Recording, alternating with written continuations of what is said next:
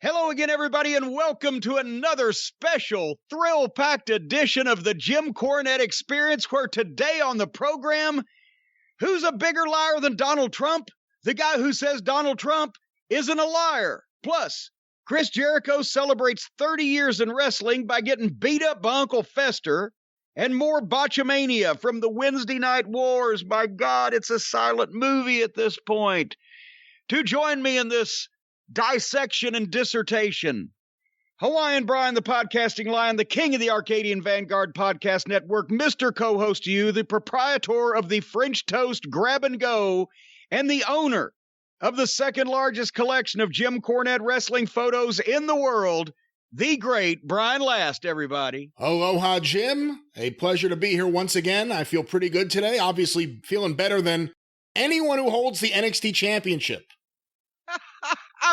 That belt is cursed. I feel so bad for all of these fucking people at this point. But at the same time, it is to laugh because they're bringing it on themselves, baby. They're bringing it on themselves. We're going to talk about this a little bit later on in the program. But I'm in a good mood. I have to laugh. I have to be jocular. Because after what I've seen here in just the past several hours, but really the whole last week in the world, everybody in this world has gone literally batshit fucking nuts. Everybody is as crazy as a rainbow trout in a car wash, except for you and me. And I'm highly concerned about you, Brian Last, with some of your recent takes on breakfast foods. But the whole world is falling apart in wrestling and in life. And I tell you, but we're going to have fun talking about it. So I'm going to get the fuck you out of the way real early. Wild card, bitches. This is a surprise fuck you. It's not political. This is something that affects everybody. It's wellness related. Fuck you, United Airlines. Well, the United Airlines, yeah, what you're grumbling back there? I was going to say, that's unexpected. Where did that come from? Yeah. Fuck you, United Airlines. Your slogan used to be fly the friendly skies. Now it's fly United and get COVID and die. Here's what, and now I know everybody's saying Jim Cornette was not on an airplane, and you are correct in that assumption. However, this past weekend, after a couple of delays and finally under different and quarantined circumstances, my sister-in-law Lubby got married out in California, and so therefore Stacy made what was gonna be a quick trip out there to celebrate and honorate and pontificate with her sister in this joyous time. And she obviously, Stacy doesn't mind flying. But even obviously, and also in this era, she's got the sanitizing kit, and she's got the masks and the gloves, and has all kinds of cleaners and things all around her, and doesn't get close to anybody, and observes all the protocols you're supposed to observe, right? But at the same time, it's a risk, but it's a family occasion. So she gets out there and everything's fine. They have the wedding. Everybody's well. Everybody's happy. Congratulations, Lubby. And she's supposed to come back on Tuesday and was going to leave San Francisco at I can't remember what time, and get back in here at 11 o'clock on Tuesday night in Louisville, Kentucky, which is actually the best time to go to the airport here because there's no traffic anywhere in Louisville at 11 o'clock. On Tuesday night, and you can buzz right in, but I digress. She calls me that day. She's on United Airlines. And now here's the thing. They're suckering you in, folks. They're giving you cheap fares, but they don't tell you what it entails because these people, United Airlines, are playing willy-nilly with people's lives. She gets to the airport and gets to the gate and checks her bag, gets to the gate, the whole 9 yards, and they just make the announcement of, folks, we're not going to be social distancing today. The flight's full. What? I wasn't aware. Nobody was aware. A lot of people weren't aware that this was an optional thing. We're in the middle of a pandemic and you have these requirements are being sent out. You just willy-nilly one day, well, we're not going to do it today. We'll do it again tomorrow. So they oversold the flight. She's there. The bags are checked. She's still not sure what it's going to look like. She gets on the fucking plane because she's swept up in the procedure of the thing. He gets on there and everybody starts sitting down. Every seat is sold. No middle seat open. No people coughing, fucking hacking about. She says, oh, fuck no. She turns around and gets back off the fucking plane. And here is another thing I'm going to bring up about United Airlines trying to get people killed. She gets off the plane and she tells them she's getting off the plane. Can I get my bag? No, it's too late to get your bag. Well, fuck you then. I'm going to Southwest, which she does, and goes to Southwest Airlines, which ironically, in the 80s, when we were flying in Dallas, it used to be the Greyhound bus of the air. We'd do that every time we got on the plane, me and the whole world-class crew.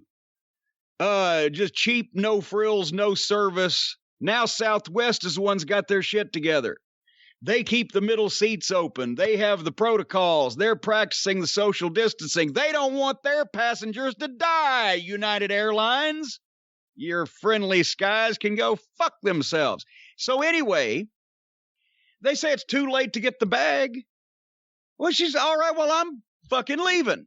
So she leaves. So now, correct me if I'm wrong, great Brian Last. You are a brain when it comes to this modern world.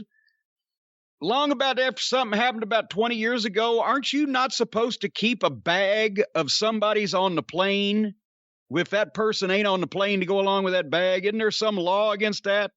I'm not sure what law there is, but you're certainly not supposed to leave an unmarked bag anywhere in the airport or on the train or well, it wasn't on unmarked. A plane. It had her name on it, and it was in the plane, which she wasn't on. And I want one of our crack cult of Cornette listeners out there who's up on the requirements here, because United is violating them, because she gets off and she goes to Southwest and buys a ticket, leaves her bag on that plane, which connects through, I believe it was Denver, Colorado. And then they load the bag of the person who's not on any of these flights on that flight and fly it to Louisville. So bopping ahead slightly. She goes to Southwest and she buys a ticket on a quality airline. I encourage everybody to fly on Southwest Airlines if you want to live. And but they don't have anything because it's later in the day until 6 o'clock the next morning. So she's got to have her nephew come back and pick her up and take her back until she can stay over the night and then come back the next morning and fly on a real airline. But meanwhile, I had to go Tuesday night to pick her bag up. So I go to the airport, and here's the thing. The flight got in 10 minutes early. So by the time that I park and get in there, and the baggage wheelie-dealy carousel is turning around with just her bag and one other person's bag. Maybe they did the same thing, and there was nobody around, and everybody else had left. I get her bag, I come back home. Then the next day, I got to go back and get her. All because United Airlines is not taking care of its passengers and wants them to become sick, infected, and die. So fuck you, United Airlines. Don't worry about us anymore. Well, you never had to worry about me to begin with. And I encourage everyone within the sound of my voice not to patronize their establishment either. There you have that. All right. Can you believe that? Some I can't believe it, actually, that they would all of a sudden just announce, we're not doing it today. I would have freaked out. And here's the thing. And they're suckering everybody in because they're giving cheap fares. I said, well, why weren't you on Southwest? You're usually on Southwest. She said, well, this fare was cheaper. But they still didn't say we're going to infect you with the COVID and slam you up next to a bunch of drooling strangers. They just sucker you in with that, and then they tell you at the gate. They're not following the standard regulations that have been requested and advised and put down by the rest of civilized, polite society. So, and then she said if I'd have known that, she could have bought 2 tickets and had an empty seat next to her, which is what she ended up doing anyway, buying 2 tickets. For fuck's sake, it was like $200 to fly across the country. I'm surprised they didn't want to put her in the fucking cargo hold. In a pandemic, fuck the cheap prices. Up the prices and keep people away from each other. None of us want to fly anyway. Even before pandemic, and even if you weren't like me and absolutely refused to fly, does anybody enjoy flying unless they're the actual pilot? When's the last time you heard I had such a wonderful time being crammed into a small metal tube, elbow to asshole with some strange pervert, your knees jammed up into your chest like a goddamn girl getting sawed in half in a magician's box. I don't even think you get the free stale peanuts anymore. They might give you some warm piss water and a fucking wet nap to wipe your ass with when you have to shit in your seat because you can't get in the bathroom. Is that a pretty much a description of modern plane travel? Well, it does sound like a pretty miserable experience on the plane. I've never had exactly that experience flying, but well, let me tell you something. There's a lot of experiences you haven't had. But I'll tell you another thing, folks, if you want good quality customer service, JimCornette.com. Here, how about this? We'll pick things up with more cheerfulness. The blitz of the first couple of days that the store was open from October 1st, all the orders through Saturday, October the 3rd, have either shipped or are shipping tomorrow morning, Saturday, October 10th. And of course, everything from the 3rd to the 10th is going to be shipping all next week. Remember, Columbus Day is Monday, October 12th. Can you imagine? Columbus gets a day here. Dumb shit landed on the wrong continent and gets a holiday. No mail. So we're getting this stuff as fast as we can to you folks. But remember, the face masks are selling like face masks because I think face masks are probably more popular these days than hotcakes. So the face masks, the thank you, fuck you, bye, and Cornette face masks. We've got 2 packs. We've got a variety pack. You can get one of each. New 8x10 pictures and Cult of Cornette membership certificates. People are bumfuzzled to find out those are only $12 a piece and $2 shipping. DVDs starting at $9, the best-selling graphic novel Behind the Curtain, all this and more. Remember, allow a 5 to 10 day turnaround even after Columbus gets his day at JimCornette.com. That's enough salesmanship there. I will undoubtedly now be buried for the next 2 weeks. You're awful quiet today. Well, you were doing your plugs. What'd you want me to do? Jump in? Well, yeah, you could vouch for me. Hey, let me ask you this. I vouchsafe for that, sir. The Cornette face mask, I could understand that being used in everyday life. Yes. Where are people supposed to wear the thank you, fuck you, bye face mask? Where you really want to enforce the social distancing. I guess so. I guess that's what it's. I mean, when people, basically, if you're close enough to read this, you're too fucking close, right? The Cornette face is an encouragement to stand back. It's like an expression of shock and amazement that you're actually that close. But the thank you, fuck you, bye is an active declaration of get the fuck away from me. So it depends on the surroundings and environs that you might find yourself in. Anyway, I got an email from one of the listeners. Would you like to hear it? Of course. I guess I'll just do everything here today. I asked you right before we went on the air. I said, whose show is this? Which one of starts? Anyway, Jason, a self-professed cult member, has written, hello, Jim and Brian, and a belated happy birthday to you, Mr. Cornette. Well, where were you when I needed you, Jason? He says, in an earlier podcast, people were wondering if the Thunder Rosa Evil East match was a shoot. Would a shoot be obvious to fans and talent alike?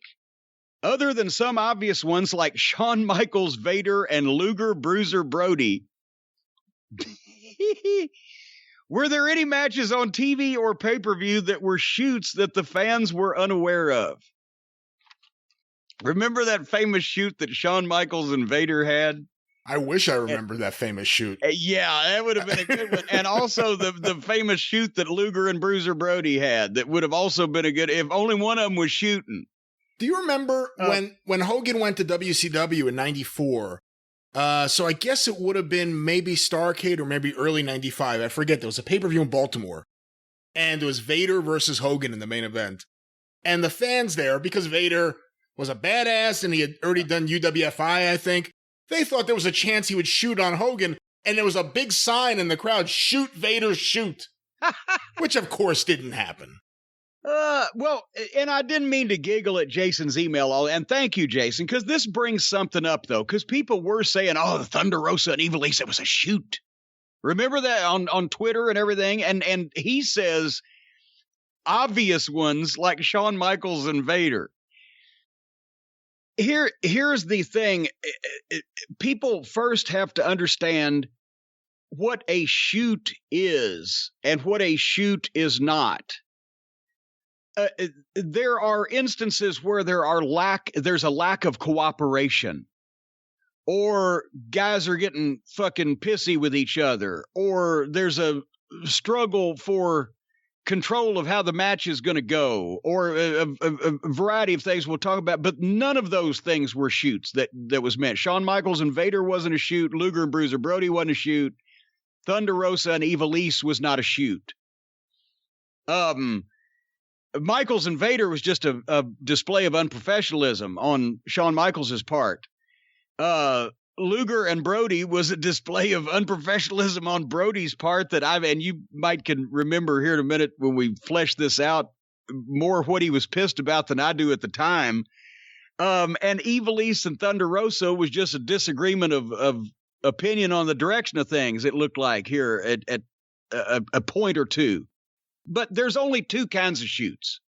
There's a planned shoot where it is agreed upon beforehand that both guys are going to go in and do their best to beat the other within the confines of whatever it is that they're doing. If it's a wrestling match, that doesn't mean that they're just going to go straight for the eyes and the balls as soon as the bell rings. They're going to try to win a wrestling match. If it's a fight, UFC match, whatever it is, or if it's just a shoot can be a street fight. If they just get fucking mad and say, here we go, and they're having a fight, that's a shoot with no rules. And an unplanned shoot it has happened in wrestling when tempers flare, something goes wrong, and guys get pissed, and it breaks down where both guys are legitimately trying, either Andre the Giant and Akira Maida. Even though neither one of them was trying really hard, they were just hoping the other one would try first. But that type of thing. Those are the only two kinds of. And then there's a friendly shoot. We've talked about that before. Brian, do the folks know what a friendly shoot is anymore? You can kind of tell, but not really by the name of it. I don't even remember when we talked about it on the air, so probably not. Well, a friendly shoot is. And it didn't happen real often, and certainly didn't happen on TV. And probably by the time of the pay-per-view era came around, it was mostly done with anyway. But guys, especially if a couple of guys either had hotshot amateur backgrounds or they were trained by someone who had a wrestling reputation, it was not unheard of on a house show match. They would have a friendly shoot, which is they basically agreed that they're not going to fuck up the fucking match or the finish, but they're going to wrestle and see what the fuck they can see. And there might be 3 or 4 private finishes within a friendly shoot that the fans would not even know about, because once you get a fucking guy in the hall and he can't get out and he realizes he can't get out, but he don't want to fuck the match up, he like gives you the office and okay, you start working and then start shooting again. And the other guy might get the other guy, but you don't really beat the guy in front of the people. You're having private fun, while back in those days, wrestling could look enough like a legitimate wrestling match for a few minutes in the course of a house show match of an evening's festivities that the people wouldn't notice anything was amiss. They're fucking wrestling. It would have looked awful funny if Bugsy McGraw went out and started doing that. But for guys that were wrestlers anyway, so that's a friendly shoot. They're just doing something amongst themselves, and there might be a finish or two, and you don't even know it. But then they're working within the context of the greater program. And Dennis Condrey used to say that fucking working with the Von Erich boys was like being in a friendly shoot. You knew you weren't going to fucking get murdered, but you were still going to feel it. But what a lot of the fans are talking about are shoots now are simply a lack of cooperation or a breakdown in communication or moments of unprofessionalism or tempers flaring or whatever. And those don't fit the definition of a shoot because, as I said, for it to be a shoot, both parties have to be equally like people said Bob Holly shot on Matt Capitelli that time on Tough Enough. No, Bob Holly was a stiff prick and potatoed and roughed up Matt Capitelli some for whatever reason they were doing it for at that time, which was probably a spurious reason at best. But he wasn't shooting on him because he wasn't. If you're shooting, you're giving your all. Bob Holly was working too stiff in a pro wrestling style, and Matt Capitelli, because he was a rookie on Tough Enough, took it because he didn't really know what the fuck was going on, and he thought this guy's supposed to know, and blah, blah, blah. If it had been another professional veteran, well, the two things. Number one, Bob wouldn't have been doing it because either somebody wound Bob up to do it or something, whatever the fuck, but Bob wouldn't have been doing it to a veteran. And secondly, the veteran would have probably instantly known what the fuck was going on and fired back up, and they would have both settled down. Or Bob Holly's a tough son of a gun, so maybe they'd had a fucking fight. And then it would have been a shoot, but that's the point. Both guys have to be trying equally hard for it to be a shoot. If you shoot on somebody you're working with and beat them, that's not a shoot, that's a double cross, which is a completely different animal that we've discussed many times. So, in anticipation of Jason's email, Brian, I asked you to look up an article that was written sometime back on famous, what some people called shoots. And let's see because I don't even remember it, what all was on there. So I wanted you to read this to me, and let's examine what people think are shoots that actually may or may not be. Because everybody's fascinated with, that's why everybody wants shit to be real. And that's why, oh my God, it broke into a shoot. That it's almost like people jizz themselves because remember when it was all supposed to be a shoot? People jizz themselves over everything. Remember, and also, Don, before you get started on that list, one more thing, since I've steamrollered you. Why are you not cooperating in this program here? There's a lack of cooperation between you and me in this program. It's going to break down into a shoot. A friendly shoot. A friendly shoot. Fucking Don Owens, promoter in Oregon, his brother Elton that ran some of the smaller towns like fucking Medford and Eugene or whatever, right? He liked shoots. He liked to, and he would tell the guys if they, in some of the underneath matches, not to fuck up goddamn, finish of the main event to bring it back next week or whatever, but he'd tell guys he'd give them an extra $50. If they shot, the winner would get the $50. So the guys would go out and work a shoot and split the money, and they'd each get an extra $25, and Elton Owen didn't know the difference. But everybody wants it to be real, and then the shoots have taken on such a fucking, mythical proportion. Anyway, what's that list? Well, let me just say, too, I have this list here, but I was also looking to see if there was any list of the actual shoots, Ed Strangler Lewis and Ray Steele, or Dan O'Mahony and Dick Schickat, and there's a whole bunch of them from that era. Well, yeah, nobody made a list of them because they didn't know that they were really shoots. Here's the list. It's from a website called The Camel Clutch. This list is compiled by someone named Eric G. Lex Luger versus Bruiser Brody. Do you want me to read the description or just say the name of the... Yeah, well, unless it's a goddamn, Gettysburg Address, read the some or all of the description, and then let's look at it with a more learned eye. To summarize this description, apparently Lex had been shooting his mouth off in the locker room about his new deal with Jim Crockett Promotions and what a big star he was, and word got back to Bruiser Brody. Okay, I couldn't remember. I remember, obviously, I've seen the tape of the match several times, once just a couple of years ago, but I couldn't remember exactly what Brody was pissed about. But a young guy like Lex, who at the time did tend to come off a bit off-putting in the locker room because he didn't know. We've talked about he didn't know the environment. He didn't know what he was getting into. It wasn't a shoot because Brody just stopped selling for him. And Lex didn't know what to do because he'd never encountered, and he had no knowledge of wrestling history whatsoever. So this was the most foreign concept in the world to him, that Brody would just stop cooperating with him. And Brody wasn't trying to hurt him. He just stopped. If Luger was throwing those flat-footed, awkward right-hand punches, and Brody just shrugged them off. And remember, I think he was kicking him in the gut for a while, and Brody just stood there and then bent over, and he tried a number of things, and Brody wouldn't go for anything. And finally, Lex just was Matsuda was his manager at that point, was he, or was that in Florida, or was that later? It was, well, he was in Florida. I don't remember Matsuda managing him there. The referee was Bill Alfonso. I remember. Who did Luger have a manager there though?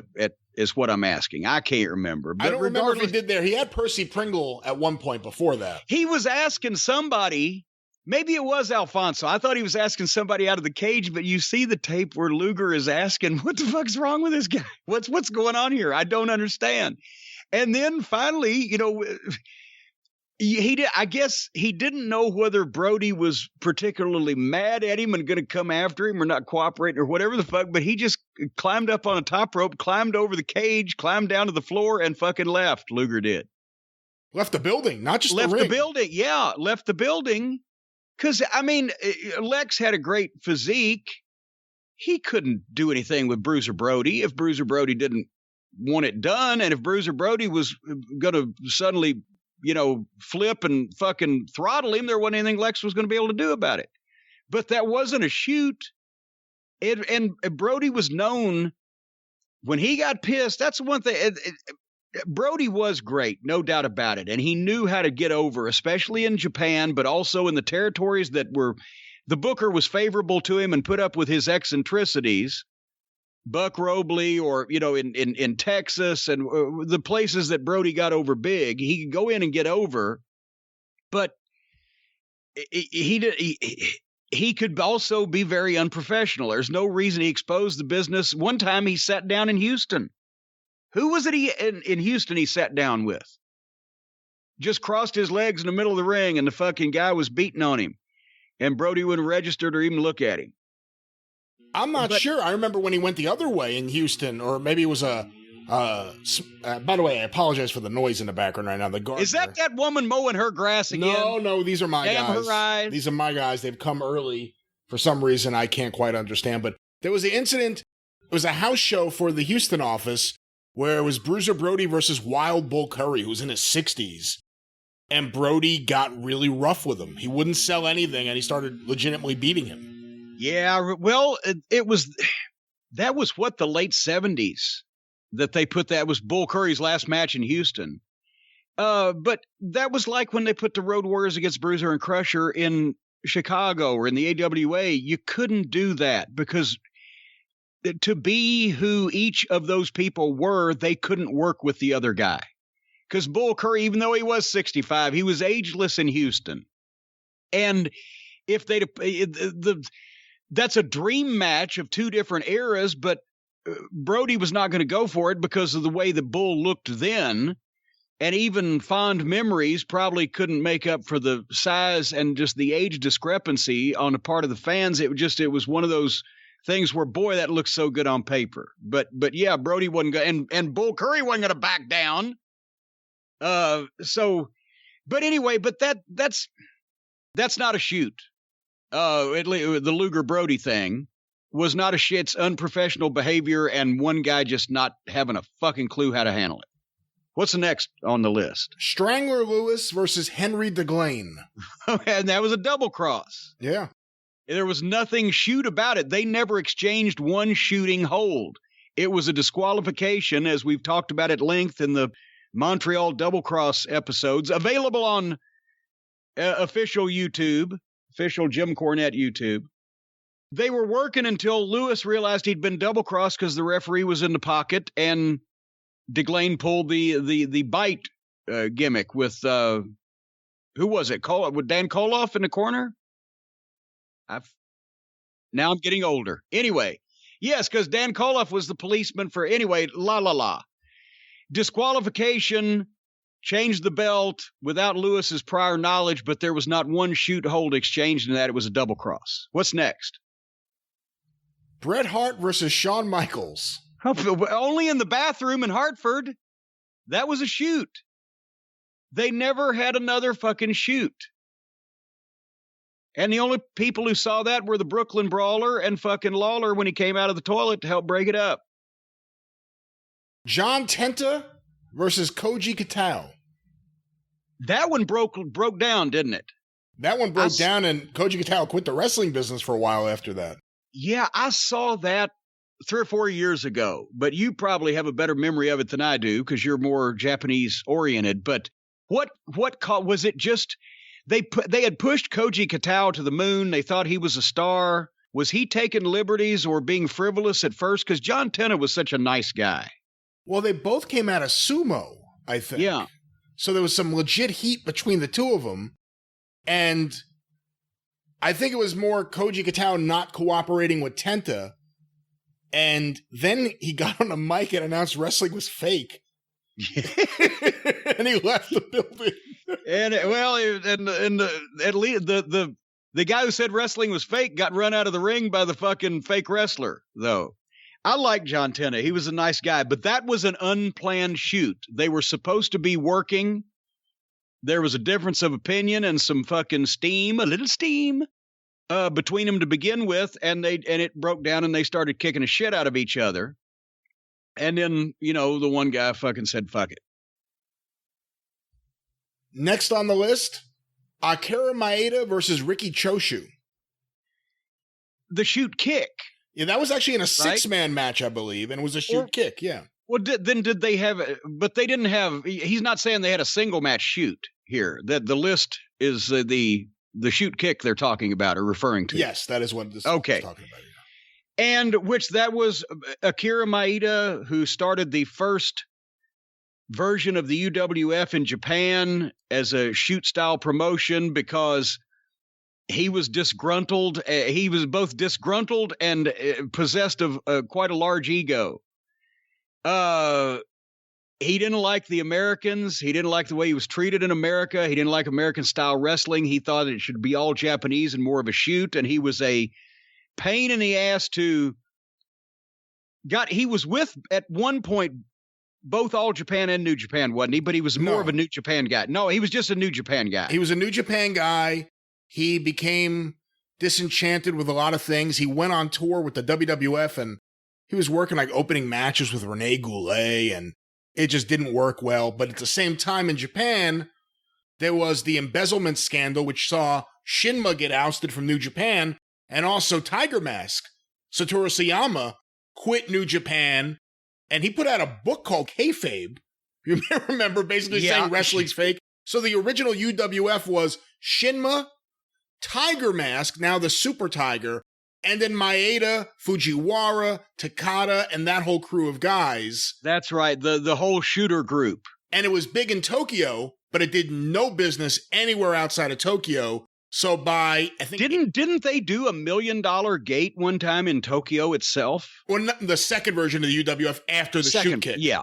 Okay. Well, that's the thing. After the shoot all right, kick, I should be letting you talk because you're better at Japanese history than I am. But what I was going to say is, so eventually those guys go back, and there's some great stuff there's a elimination match with Team New Japan led by Enoki versus Team UWF led by Maeda. One of my favorite matches of that era.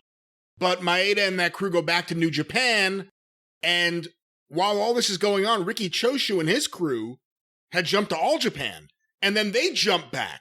And there was a lot of resentment towards Riki Choshu. And then all of a sudden in this match, I haven't watched it in a while. I think he had someone in the Scorpion Deathlock. He did. He had one of the opponents locked in the Scorpion and both of his arms obviously tied up in that. And here comes Maeda. right? And full fucking blast. throws the kick, full blast to the face, broke his orbital bone, did some other damage or whatever, and they're like, fuck it, and they fired him again. And by the way, coming out of that, Maida became bigger than ever. They started a second version of the UWF, and that's the one that popped. They did major business over 88 and 89 with him and Takada. They brought Bob Backlund in, and Maida was the biggest star in Japanese wrestling during that period of time. And also, well, now, and wait a minute, somebody out there just said they brought Bob Backlund in. Where'd that come from? Backlund was a fucking NCAA champion and hotshot amateur, and it fit what they were trying to do. They didn't bring him in because he was the phony WWF champion. While it was a work, they did everything they could to portray that version of the UWF as being a shoot. And because of that, and seeing that All Japan and New Japan had tons of screw job finishes in that era, all of a sudden those companies started doing clean finishes again because of the popularity and the rise of the UWF, which then split off into various, Pro Wrestling Fujiwara Gumi and Rings and Pancrase. It all kind of came out of that version of the UWFI. It all kind of came out of that version of the UWF. So Maida was a huge deal. Oh, yeah. And a huge name in 80s Japanese wrestling, and very influential and was involved in those movements that you just talked about. But in this case, once again, it was a shoot kick. In terms of, in strict definition, it was a real kick, but there was no shooting physically amongst Riki Choshu and Akira Maida. Choshu was tied up and not knowing it was coming, and he fucking fed his face, and Maida came in and kicked it in. And boom. And so that falls into the category of unprofessional behavior. Next on the list, Stanislaus Zbyszko versus Wayne Munn. This list is all over the place. Read their description. We go way back in time again for another one of pro wrestling's historic shoot matches. Munn was a big boy, as legend has it. Hence the nickname, Big Wayne Munn. They went all out on the gimmicks back in the 19-teens. Wrestled for Strangler Lewis's group, college athlete, but had no real shoot wrestling experience in his background. Legend has it that Zbyszko was paid off by Lewis's rival, I'm guessing by Lewis's rival, the word is here twice, Joe Stecker, to take the world title from Munn the hard way. Munn was scheduled to keep the world title, but that didn't happen. The match, according to legend, saw Zbyszko refuse to cooperate with Munn and pin him over and over again until a surprise referee counted to 3, and Zbyszko left with the world title in another one of wrestling's biggest screw jobs. Well, obviously, there you go.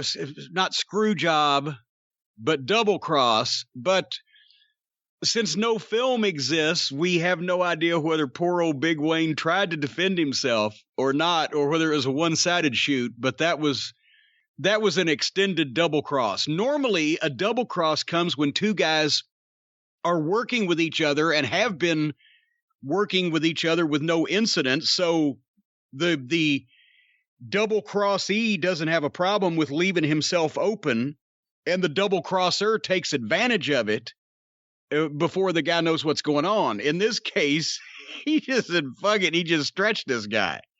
So it was either a shoot or a one-sided shoot, but it was an unplanned shoot. One guy planned it. You see where I'm going with this.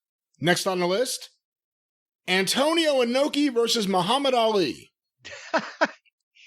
And the most famous shoot in modern times, at least, and we've told the story before, and books have been written about it. But basically, it was going to be a work.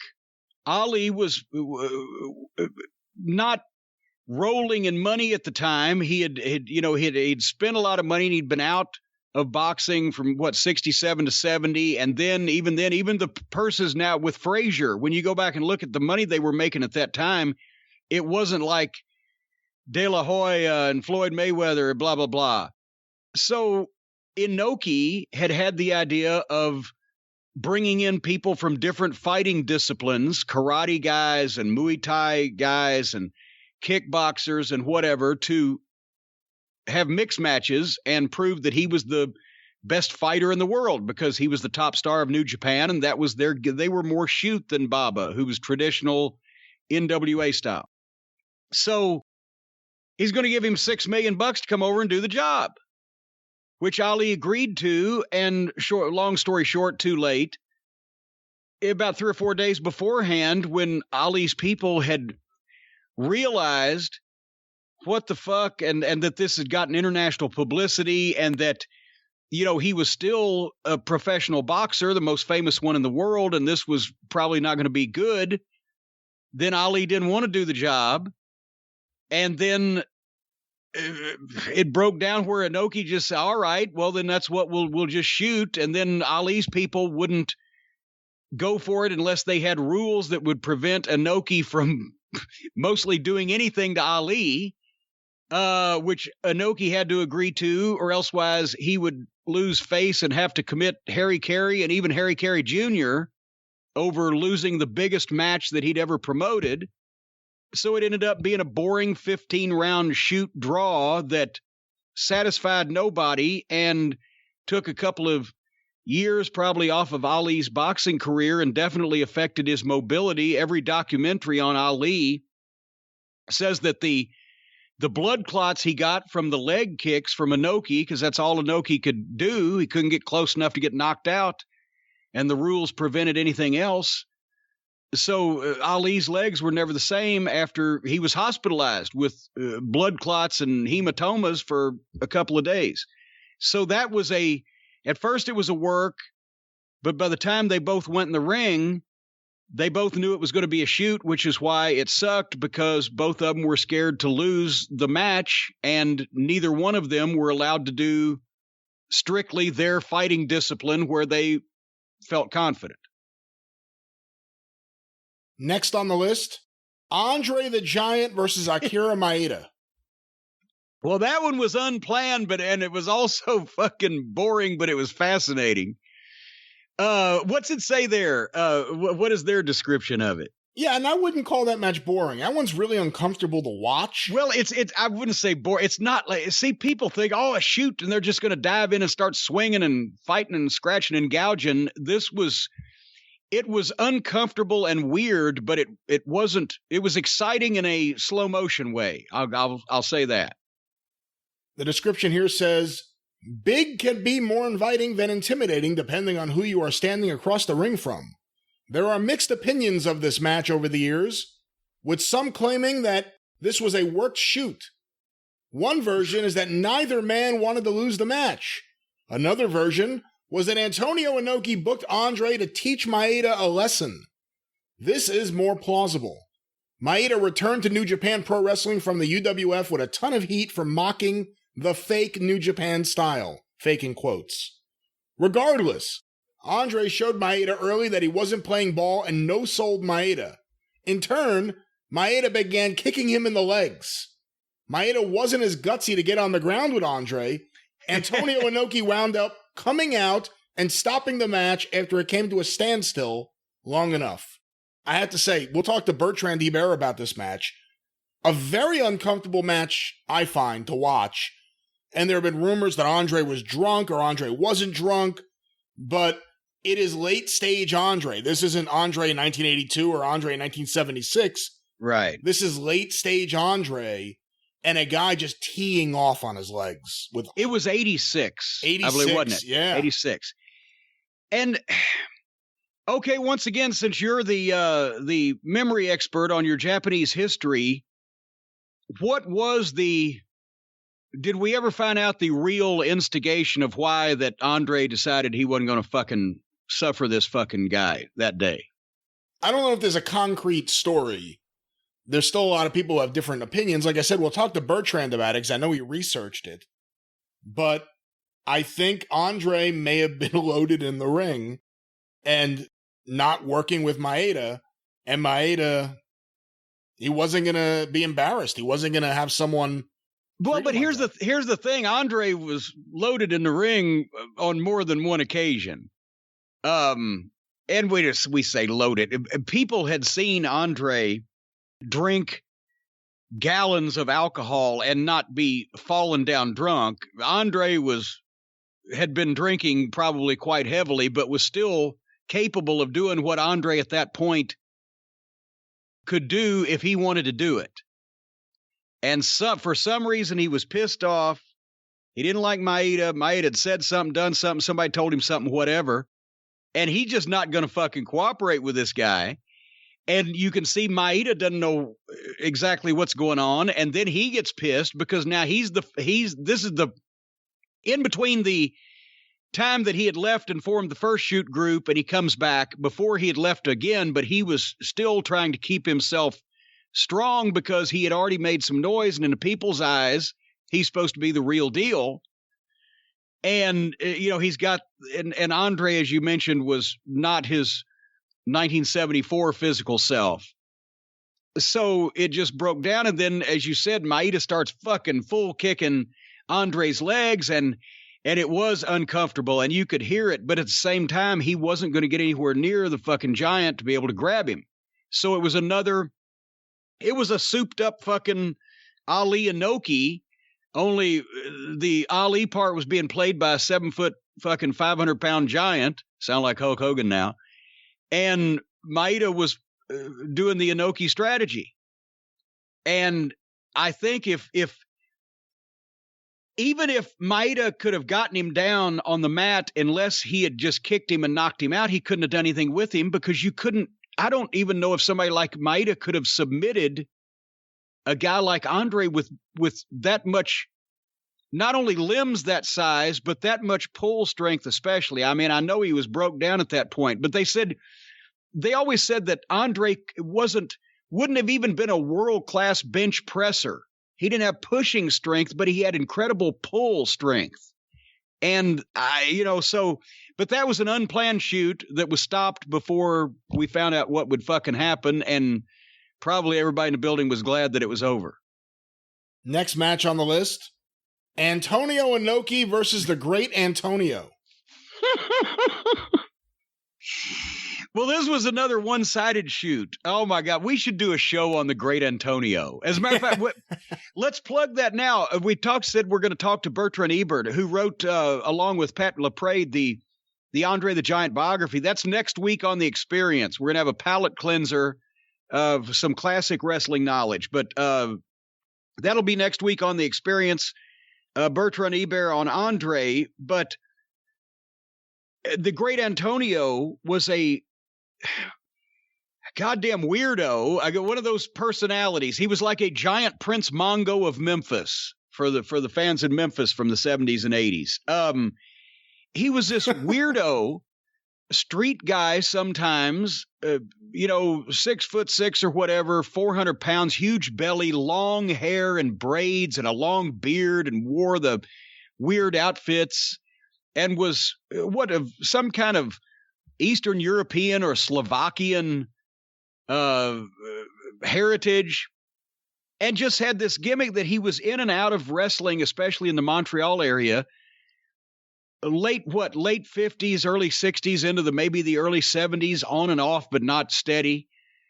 And he was a schlub, just horrible, but he did these strongman things on the streets of the city where he'd pull 2 city buses, or he'd lift a fucking cow, or fuck a cow, or whatever the fuck he did with the cows.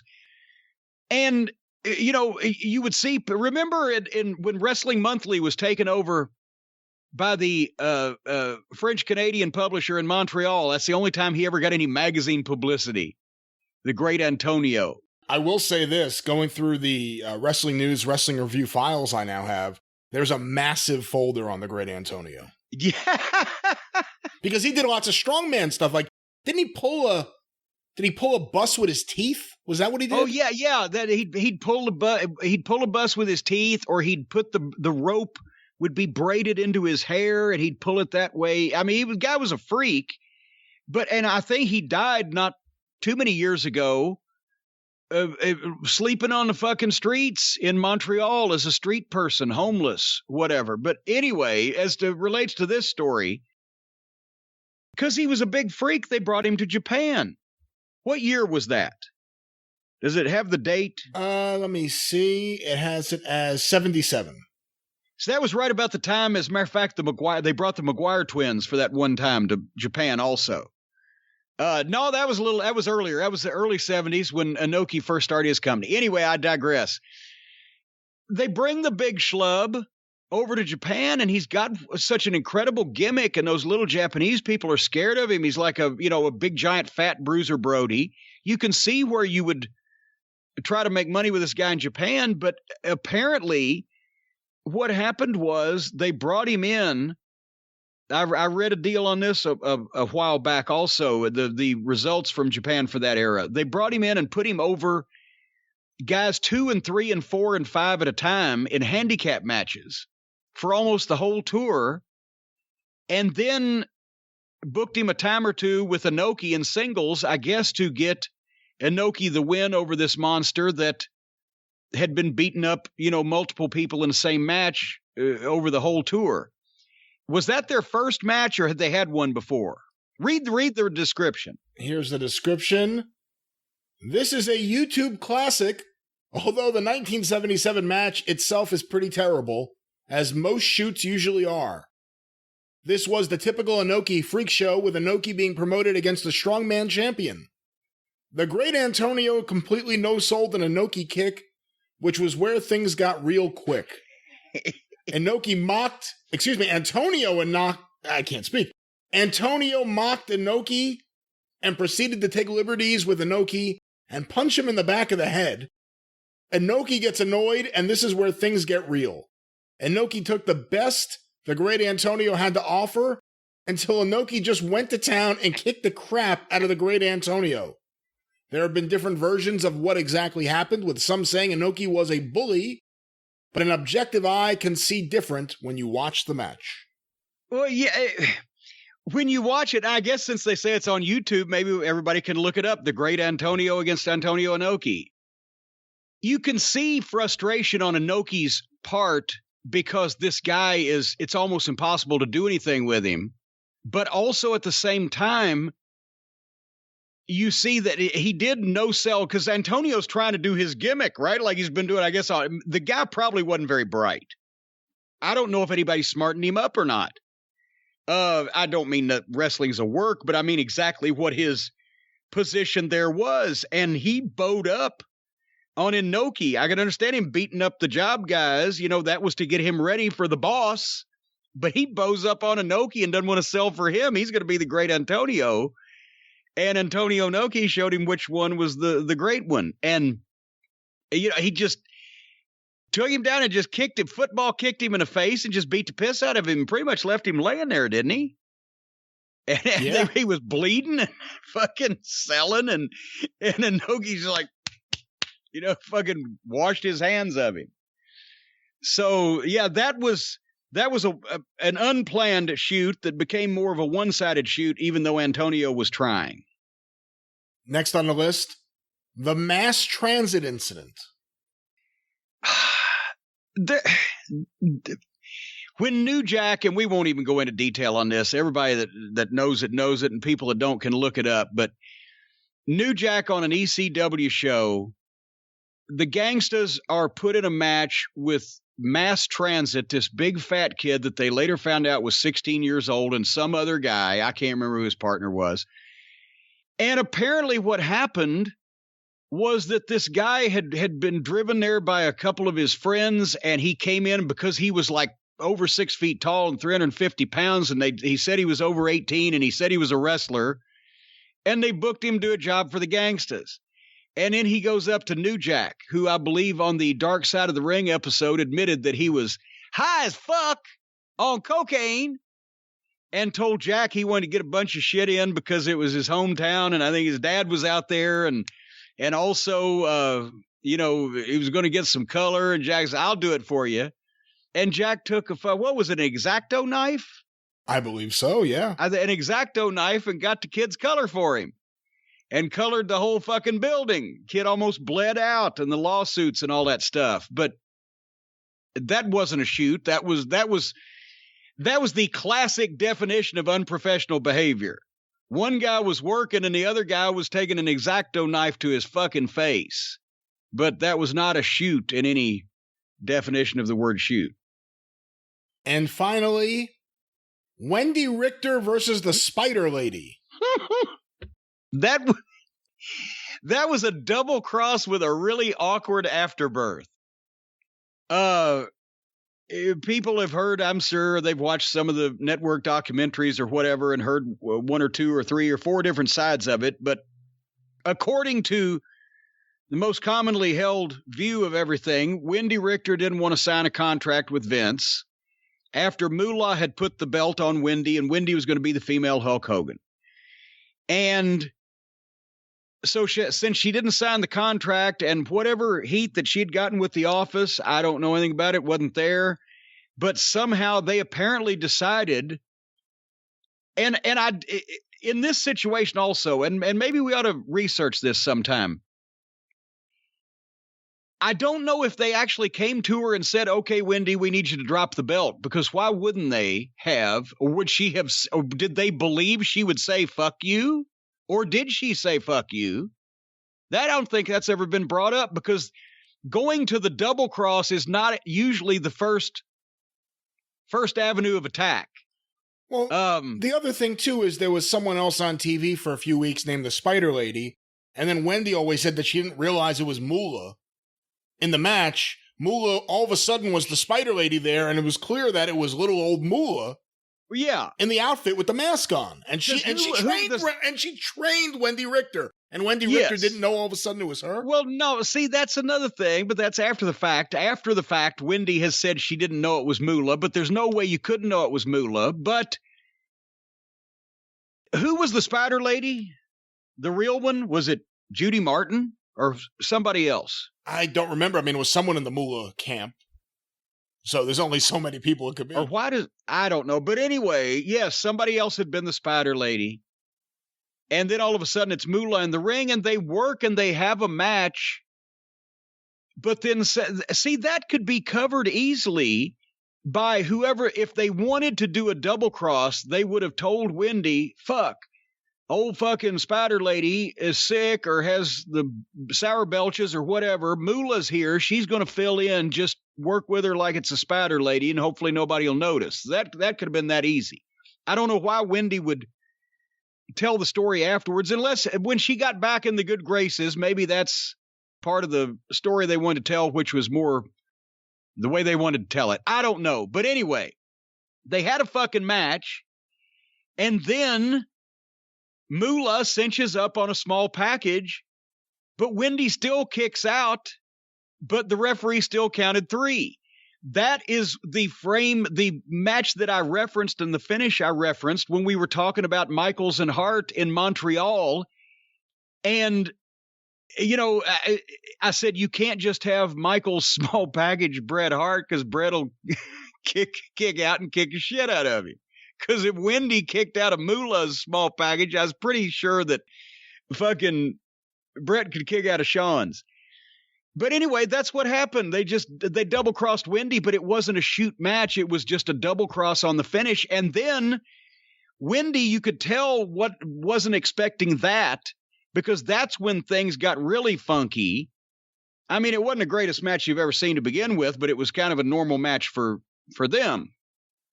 But that's when Wendy started chasing Moolah and trying to grab her and try to pull the mask off. And Moolah was just not fighting her, but just shooing her away, like, and trying to get her glory in the ring. Like, don't bother me, kid. And she pulled the mask off for a shoot. And everybody saw it was Moolah, but it did, boom, and off they go. And Wendy's never seen again, in the WWF at least, until they made up at least.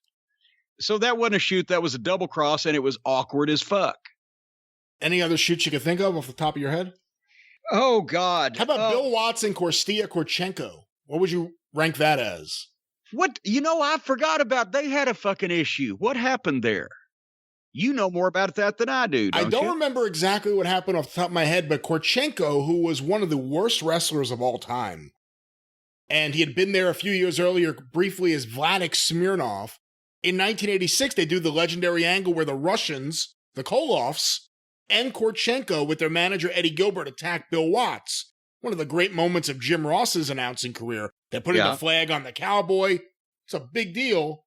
And then, apparently at some point there was a singles match with Watts, who came out of retirement for the 3rd straight year, against Korchenko. And it turned into enough of a shoot that Korchenko left the building and never came back to wrestling ever again. That's right. I wasn't there then. I would have been. I saw Watts shoot one time with a fucking drunk cowboy in Tulsa, and that was enough for me. If the guy had fucking run down and dove over the cops and punched me in the nose, boom, busted both nostrils. And I'm pouring blood and it fucking rattled me, right? I'm staggering. And the cops grab him, and then we all get in a schmoz, and everybody's fighting, and we all come through the back, and I'm bleeding, and Watts is there. He grabs the guy. He's like, you want to beat up my wrestlers, huh? And he threw him up against the wall, and he's trying to punch him, and the fucking guy's covering up and flinching and covering up and trying to duck, and Watts grabs the guy's left arm and slams it up against the wall, says, here, Grizz, hold this. And Grizzly held the guy's arm, and Watts, bam, punched him in the fucking jaw. He drops down to the floor. And Watts stood on his head, on the side of his head with both feet while he was leaning up against the wall. And if he was wearing his tennis shoes, goddammit, because he was home. If he'd been wearing his cowboy boots like he wore out for public appearances, it'd have been more effective. And then he got off the fucking guy's head, and the cops are standing there watching him. And I am too. And, he didn't offer me a fucking shot at all. So as he gets off the guy's head, he tells the cops, get him out of here. And they grab him up. So I start spitting the blood on the fucking guy as they're dragging him out fucking feet first. That was the way they dealt with Froggy fans in Tulsa back in the 80s. But I don't know what he did to Korchenko, but if Grizzly was there to hold his hand, especially, not Watts's, but Korchenko's. Did you ever see the video from, I was going to say a few years back, but I guess maybe 10 years back or so, because Matt Bourne obviously has died. But it was Matt Bourne as Doink the Clown versus Jim Duggan, and those two had heat going back to Mid-South. Yes. Like major heat. Because that was the story Tony Atlas told, that one night Ernie Ladd was trying to separate Duggan and Bourne from fighting in the locker room. I believe it was over Matt Bourne allegedly hitting a girl.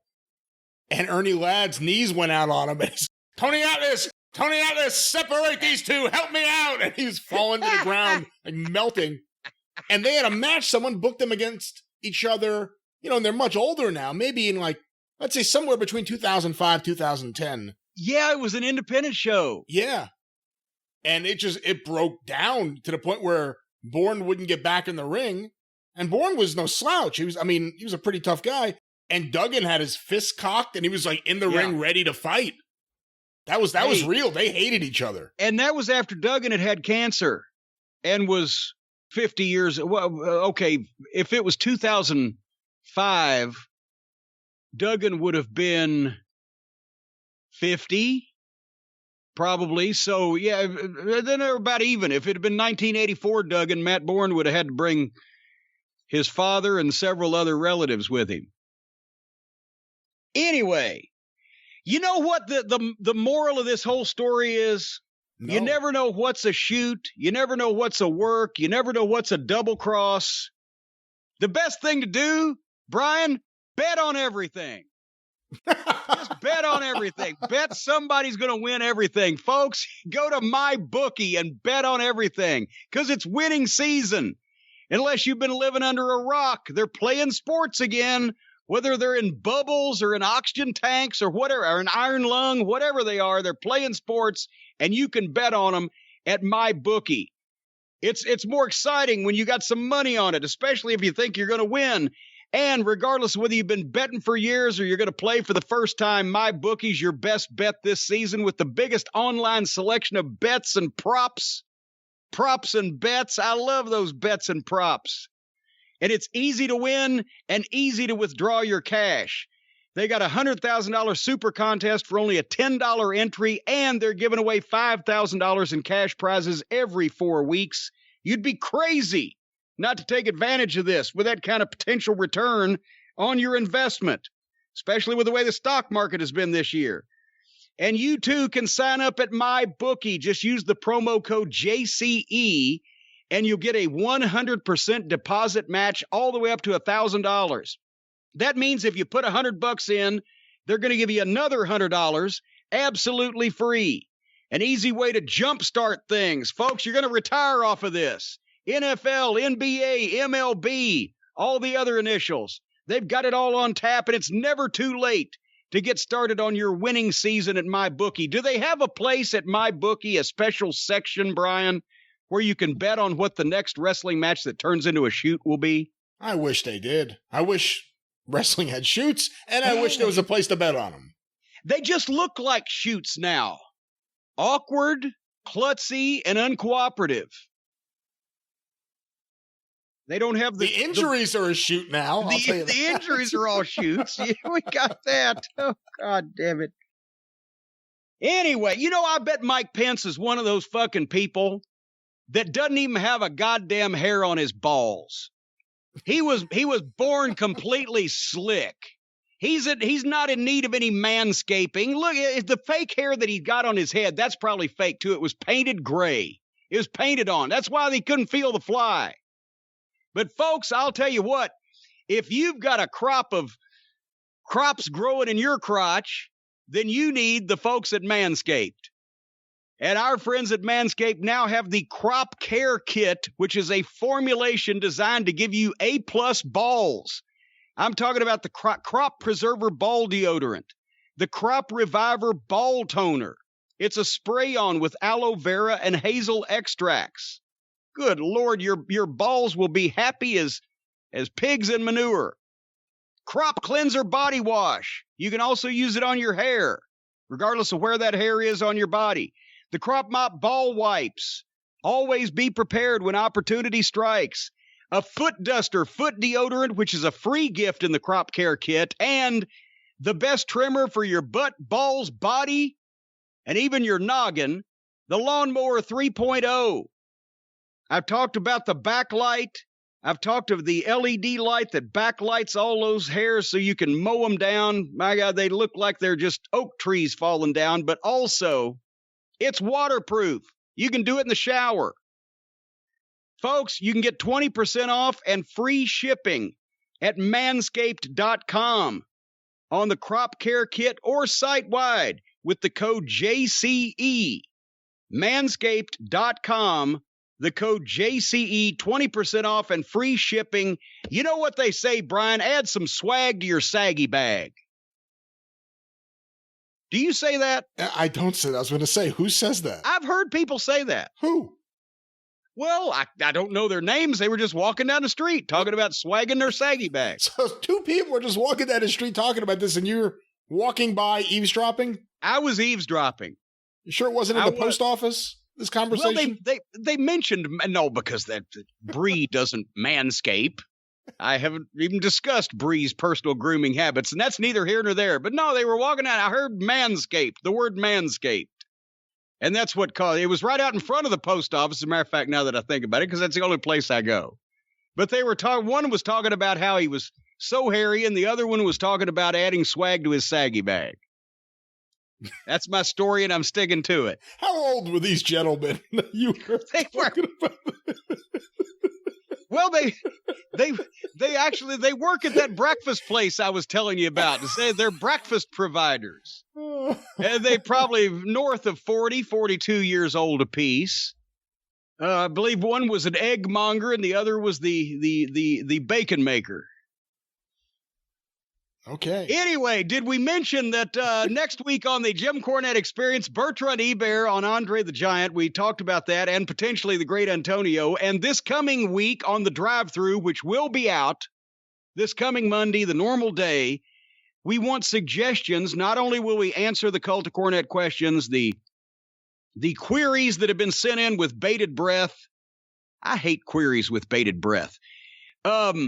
But also, we're going to have a watch-along, and we want some suggestions. What classic match will put us in a good mood, will bring a smile to our faces, and also I can give some pithy comments to educate, illuminate, and elucidate the members of the Cult of Cornette on. Send some suggestions on Twitter between now and tomorrow, because then it'll be too late after that. What are your preferences? What kind of stuff do you hope that we get to? I don't know. Well, I asked if that great Andre the Giant and Stan Hansen match from Japan was on YouTube, and you shot that one down. I figured that would go along with our interview next week with Bertrand. And I would love, so many people have said, well, Cornette, you ought to show us what you think is good wrestling with well-trained guys.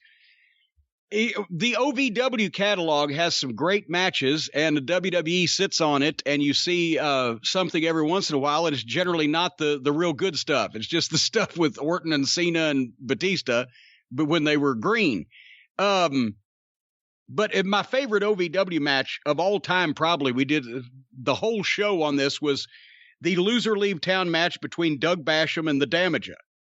And, but I assume none of that stuff is on YouTube either. I haven't looked just because it's a WWE thing. But what would the folks like to see? That's what we want to know. Classic wrestling that would be widely available on YouTube or the Evil Empires Network that we can talk about.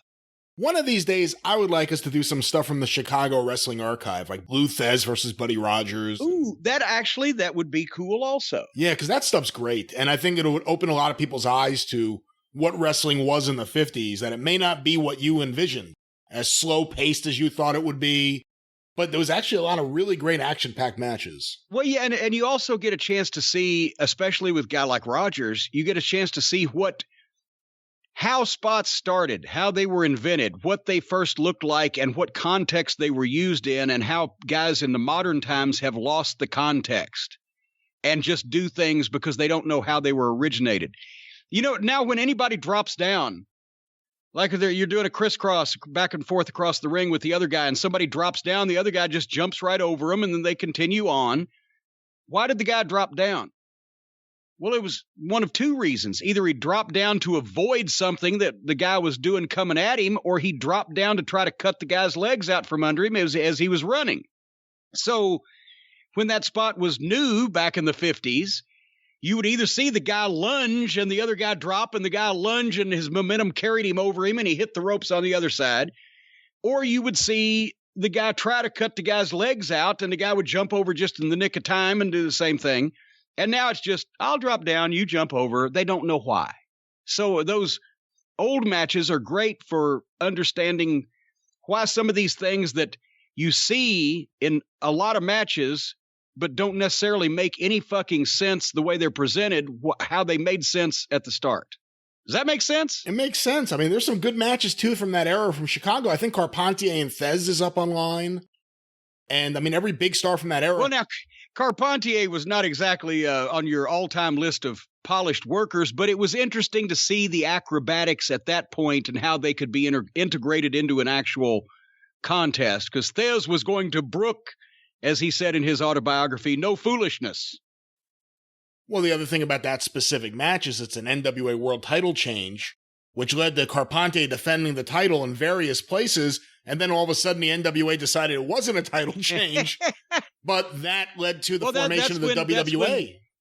That's when goddamn, I've lost Eddie Quinn. I've lost his name for a second. Eddie Quinn, the promoter in Montreal, said, no, everybody in the country's not getting Carpentier. He's worth $1 million to me, and it wouldn't give him up. But there's some great stuff there. Would you say that of the guys that were big stars in the 50s, that Buddy Rogers is the most influential in terms of the way guys would work in the next generation? Yeah, because, there were a number of influential guys in the 50s and on national television. Obviously, nobody was going to work like Lou Thez because he was already in the 50s working in the style of the previous era. But he was unique in that respect. He was unique in every respect. Nobody was going to work like Gorgeous George because Gorgeous George was the gimmick. Vern Gagne was an NCAA champion. He primarily wrestled, and, there weren't a lot of those. Rogers was the first great worker who came up with the spots and the sequences, as he called them, and a lot of the movement and the working action. And I mean, everybody, all the bleach blonde guys in the 50s, from the Fargos to the Grahams, everybody was inspired by Buddy Rogers, all the way to every bleach blonde heel ever in fucking wrestling, to everybody that ever begged off, or everybody that ever did a lot of high spots like fucking Flair or whatever. A lot of that started with Rogers, and the heelish interview didn't start with Rogers, but the strut and the whole fucking charismatic package kind of did. Anyway, that might be interesting too. That's my vote for a future watch-along. Fez versus Rogers from Chicago. Well, let's see what the folks on Twitter have to say, and we will go with that over the next couple of days. Tune in on the drive-through and find out. That's right. Here's something else you got to tune into. You're a football fan, somewhat, right? Somewhat right. Somewhat right. You once went to school to learn how to be a tight end, didn't you? Because I used to go out with a girl that was a wide receiver, but nevertheless, folks, there's a new podcast we want to perk your ears up to. It's hosted by, shut up and stop it over there, Greg Olson, who's a former Seattle Seahawk tight end. You know, Patera's brother was the coach of the Seahawks at one time. He's formerly the Carolina Panthers. I'm sure he knows Flair. The name of the show is TE1. And in TE1, this 14-year NFL veteran, Greg Olson, investigates the evolution of the tight end position. That's the position he played. He was 5th all-time in receiving yards at his position, the first tight end ever to have 3 straight seasons of 1,000 receiving yards. He's a great tight end. And he investigates the evolution of the tight end position from extra lineman to dynamic player through discussions with Hall of Famers and current superstars like George Kittle, who's also a WWE fan, and Travis Kelce, Shannon Sharp, Tony Gonzalez. They talk about how every great player started off at a different position before transitioning to tight end. There's obviously some correlations to the wrestling business in that. You never start out really as who you become a star. They talk about what makes tight ends a unique position. Who makes these Hall of Famers? Who do they look up to for inspiration? Who makes them creative? Whether it be older siblings, high school mentors, college coaches, whatever the case, TE1 is the name of the show, Tight End One. I kind of gathered that on my own because I'm smart and I pick up on things like that.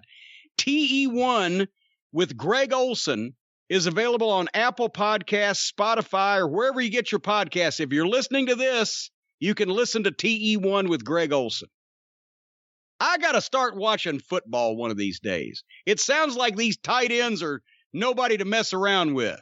Maybe we could do a watch-along on Patreon of Jim Cornette Watches Football. Watching tight ends. Jim Cornette watches tight ends. Guess we could do that, yeah. And I guarantee you'd get, hey, Jim Cornette on breakfast got 40,000 fucking views. So Jim Cornette on a tight end will get a few disgusted views, I think. All right, before we get into the portion of our program where we describe the latest comedy movies that have been broadcast in the name of professional wrestling, what are you broadcasting in the name of professional wrestling this week? Another action-packed week on the Arcadian Vanguard Podcast Network.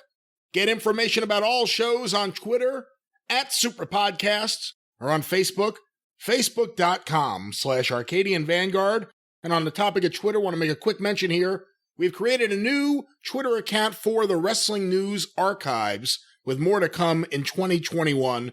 But I'm putting up some pictures of some of the really cool things I have found in the files of Wrestling Review and the Wrestling News, from Jerry Lawler artwork to Jim Cornette photos, including the descriptions on the back of the photos. Lots of rarely seen wrestling memorabilia and history on display. Jerry Lawler's letter that you tweeted out that he wrote to, I guess, who was it? Was it Keitzer at the time, or was it before that? It was Keitzer at the time, I believe, because Keitzer was the editor of Wrestling Review before it went to the French-Canadian publisher. That's right. And then he got it back.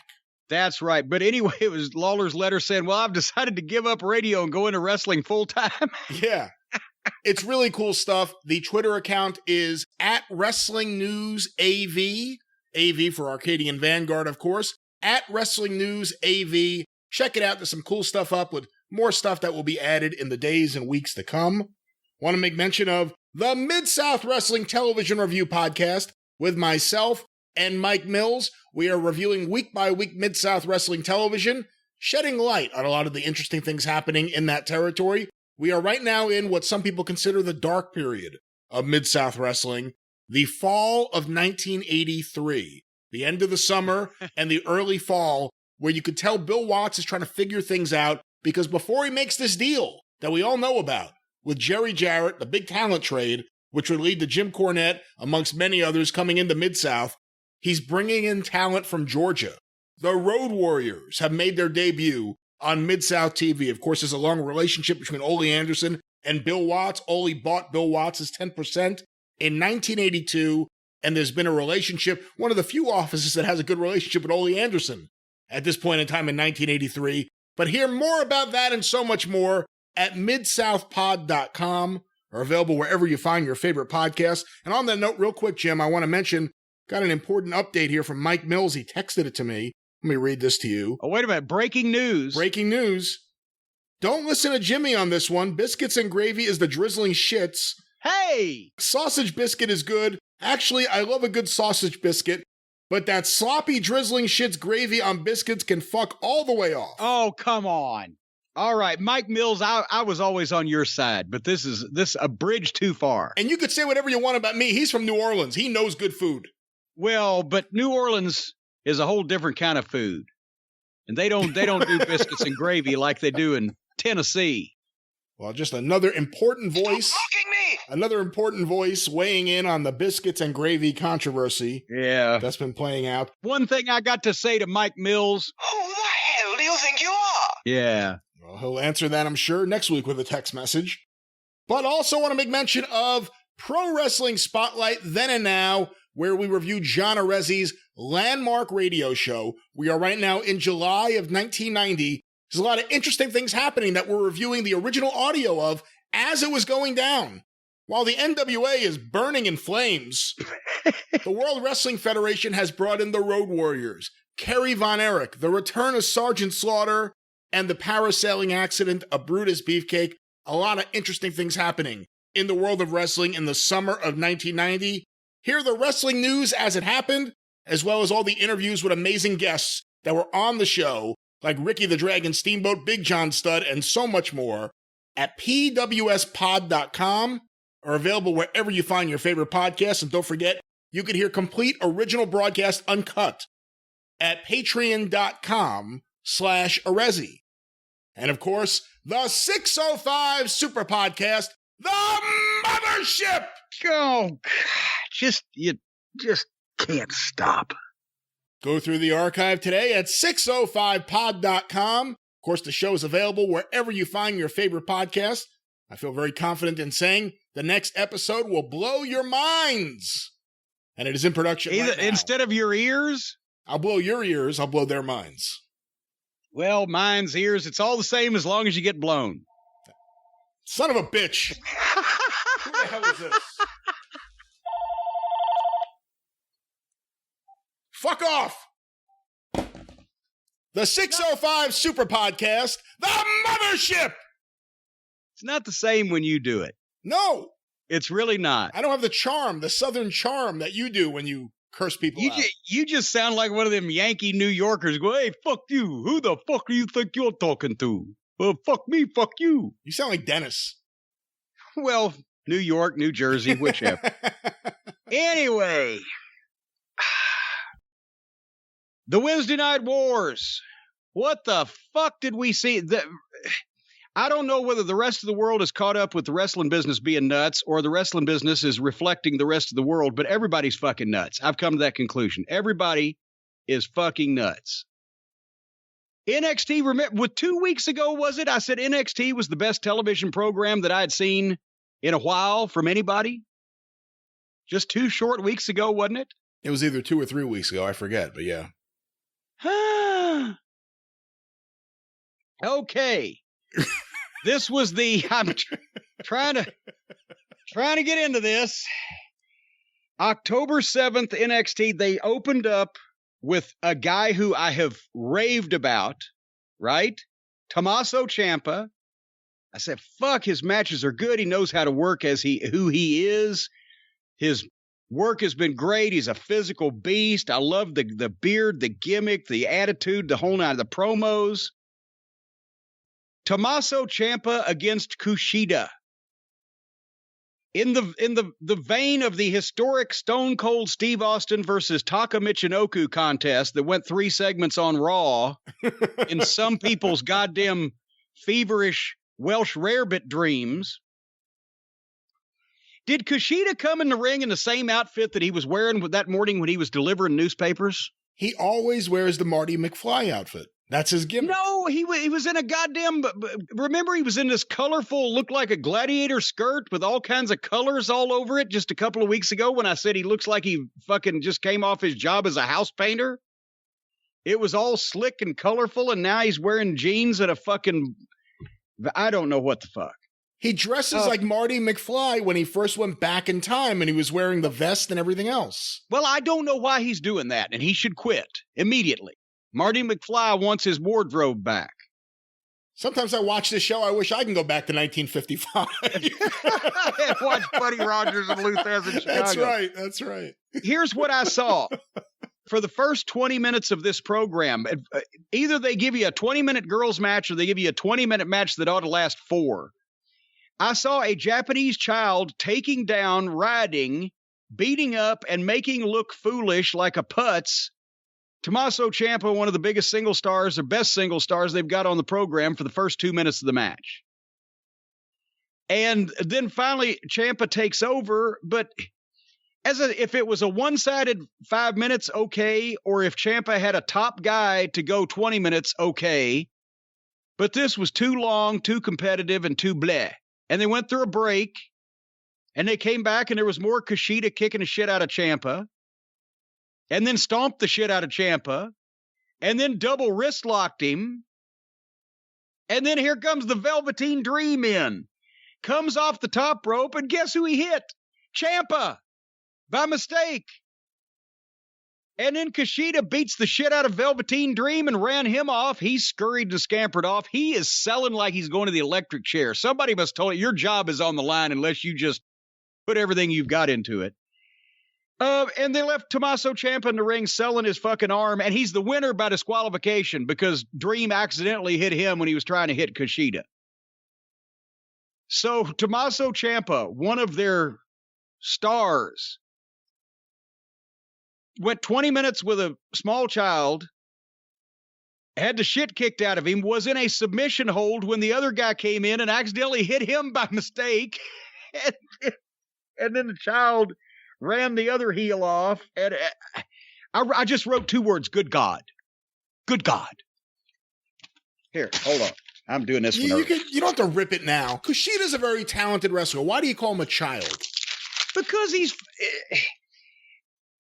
If he was a member of the New Japan wrestling roster, that might be great. He's a nice athlete. But this is in the United States of America.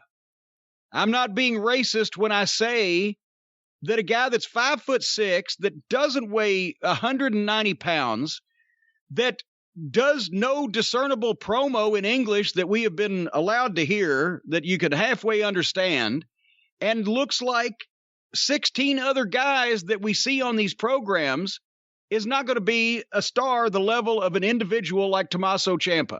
He doesn't look like 16 other guys we've seen on these programs. Whatever you want to say about him, he has his own look. And he wasn't that much smaller than Ciampa. Ciampa's cut, but he's not a big guy. He was tall. He looks taller. He works taller and bigger. He works bigger. I'm sorry. Just what the fuck? Why? Poor Ciampa pissed his mouth while he's down there. There are people who think you just hate Japanese wrestlers. Not just the women wrestlers now, just any Japanese wrestler. No, as long as they're full grown, I'll take them. I loved Fujinami. Fujinami was a fucking badass. How tall was Fujinami? 5'9"? He looked goddamn halfway, almost as big as fucking the rest of everybody on the roster, instead of standing out as being 6 inches shorter and fucking weighing 180 pounds. For fuck's sake. What, Tojo Yamamoto? I loved him too. Oh, come on, he was 5'2" in wooden shoes. And hey, you know what? I'm the first one to say Tojo Yamamoto was an icon at the time, but would not work today either. But having said that, no, just push the fucking guy, Ciampa, the guy that can draw money and cut promos and has a distinct look and can work with your main eventers. Anyway. Hey, coming out of TakeOver, did you think they were going to continue the Velveteen Dream Kushida program? I hadn't given it a lot of thought. Actually, I've last we saw him, he was on the ground crying. Moments of thought. He was on the ground crying and screaming. Now he's back, looking for more, and he got his ass kicked again. That's what I fucking. But hey, this show was booked by Toots Mondt compared to what we're about to get to. But anyway, Ember Moon did a promo. I've never seen Ember Moon before. She's the one that rode in on a motorcycle last week, and she came in there chanting, "She's back," or "Welcome back." And she's back. She said she spent 14 months in isolation. Where was she? Prison? What? She had an injury. I don't know why she was in isolation. Okay, the poor choice of words then in her promo. But anyway, she dressed like a discount road warrior and talked like a high school cheerleader until she was interrupted by Io Shirai, who had a face-off. See, why did you do that? And Io, it's always Io or Rio or what the fucko. Io went to speak and was interrupted, thank God, by Rhea Ripley, a real woman. The hottest dadgum woman on the planet. And she got 3 words out and was knocked to the fucking ground by Raquel Gonzalez and what's her name? I forgot what her name is. Dakota Kai. And they had a brief fight where all the girls jumped in, and William Regal came out and just made a match. He made it so quick between you and just pointed at the two. He couldn't even say all 4 of their names. Raquel Gonzalez and Who's He What's He against fucking Io Shirai. And anyway, a tag match later on tonight. Oh, fucking joy. That promo was really bad by Ember Moon. And one of the things one of the things that annoyed me, I know there's a few people around ringside, and then of course there's the video screen monitor behind them with various fans who apparently are in rooms as dark as this building they're in here. But she was talking, like if you watched away like her mannerisms in the ring. She was talking to the fake fans. Yeah, she was talking to a giant crowd of fans that wasn't there. Bad promo. Speaking of which, Drake Maverick was walking into the building, and they're asking him about he wants to be Killian Dane's tag team partner. Killian Dane doesn't want to be his partner or his friend. Killian Dane walks up to him and tells him this. It was silliness. It's so not only scripted, but so badly scripted. Nobody would ever say these things to each other. That's the problem I have. Not even the performance, but the fact that this material is caca. Nobody would be this silly. If they were grown adults and they were really doing what they were supposed to be doing, nobody would say these things. Drake Maverick wouldn't really be this fucking stupid and hard-headed and thick. Yeah, I wrote, I don't want to watch the rest of the show after that. But anyway. But you did. But I did. Well, the Undisputed Era did a promo in the back, was very good as usual. And then here came Ever Rise versus Maverick and Dane. Ever Rise are the team that looks like the best friends if they went to the gym, were trained, bought nice gear, and had talent.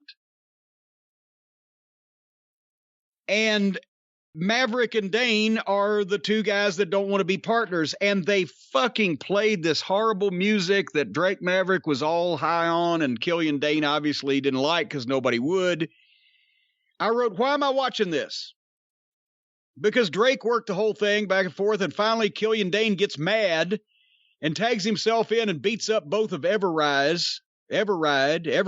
which including a head palm shoot-off.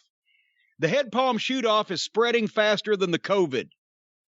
I swear to God, I would make that, depending on the organization I was in, a fine of enough money from hundreds to thousands that would get whoever's attention.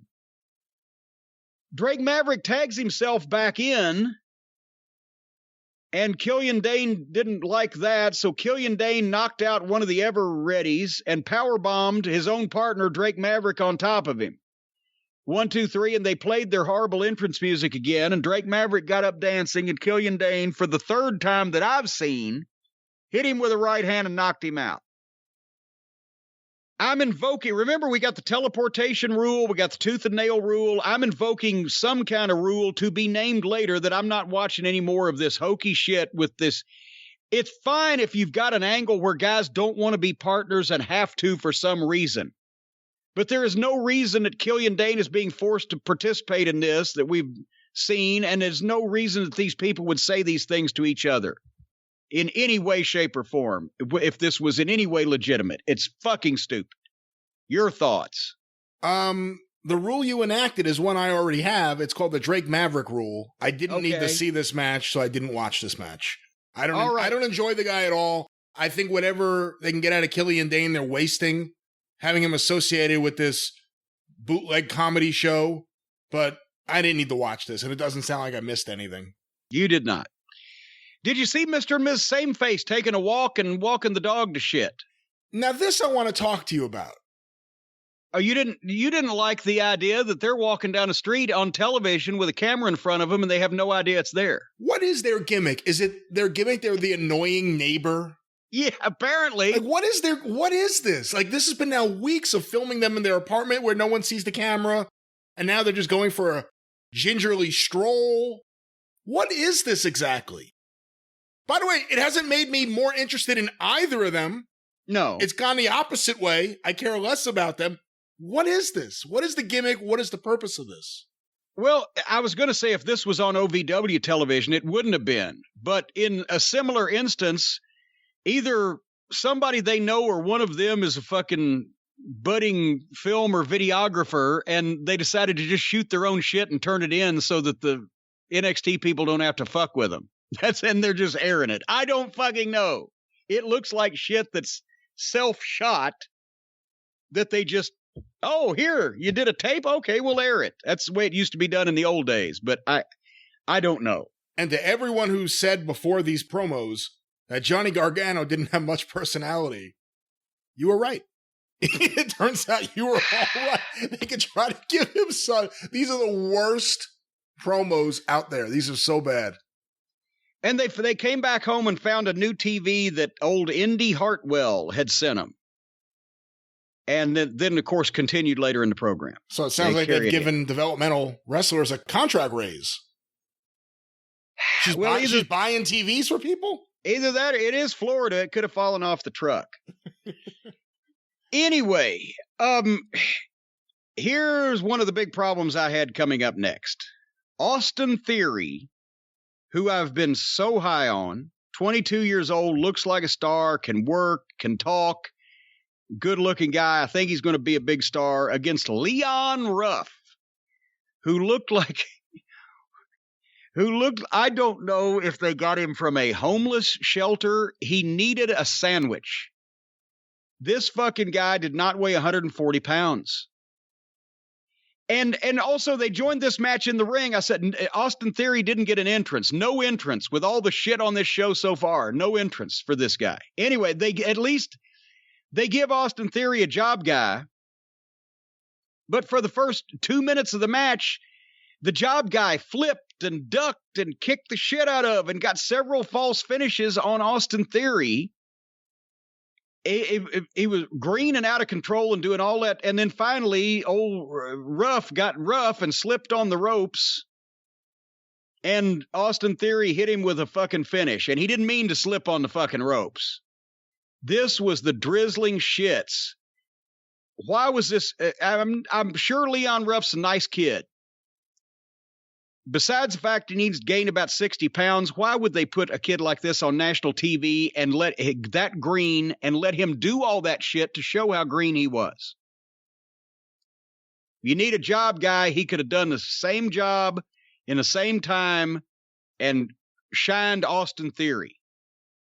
I found that less problematic than what they did with Austin Theory next. Well, that's where I was going with this, because at least that way, before they kicked the shit out of him again, he would have looked dominant over somebody. So Austin Theory gets a mic and does the promo in the ring. He kind of halfway saved it with, well, once I got warmed up, he's a heel.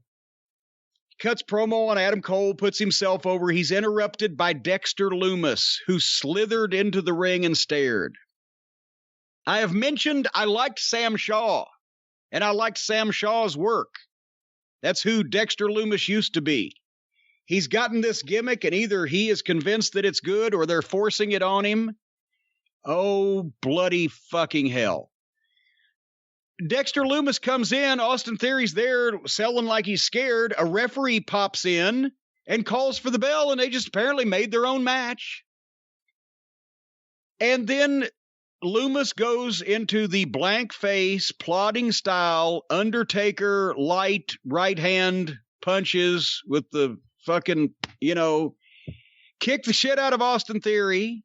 They went to a break. What the fuck with this show? This wasn't a compelling match to begin with, but now they've gone to break. They come back and Austin Theory gets some heat on Dexter Lumis, consisting 80% of a chin lock or a face lock, whatever the fuck you might call it.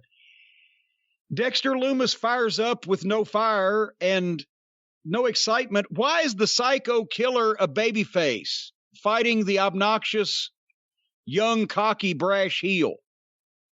Why? I don't have an answer. So Dexter Lewis. Dexter Lewis.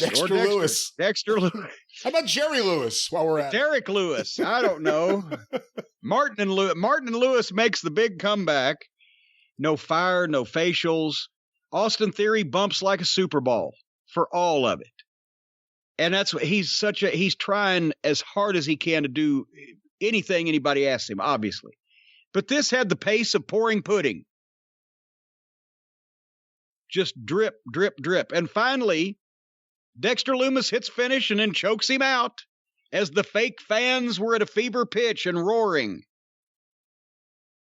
And then as soon as he chokes Austin Theory out, I like Cameron Grimes, but he comes in and does that double stomp on Lumis and knocked him out with one fucking move.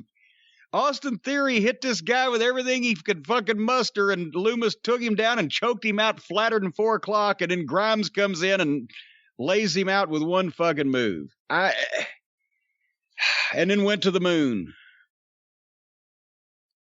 Tell me what the fuck's going on here. It bothered me because in the last several weeks when we've gotten a chance to watch Austin Theory, he's been one of the highlights on the show. You watch him and the way he moves in the ring, his physique, he looks like a serious young professional wrestler.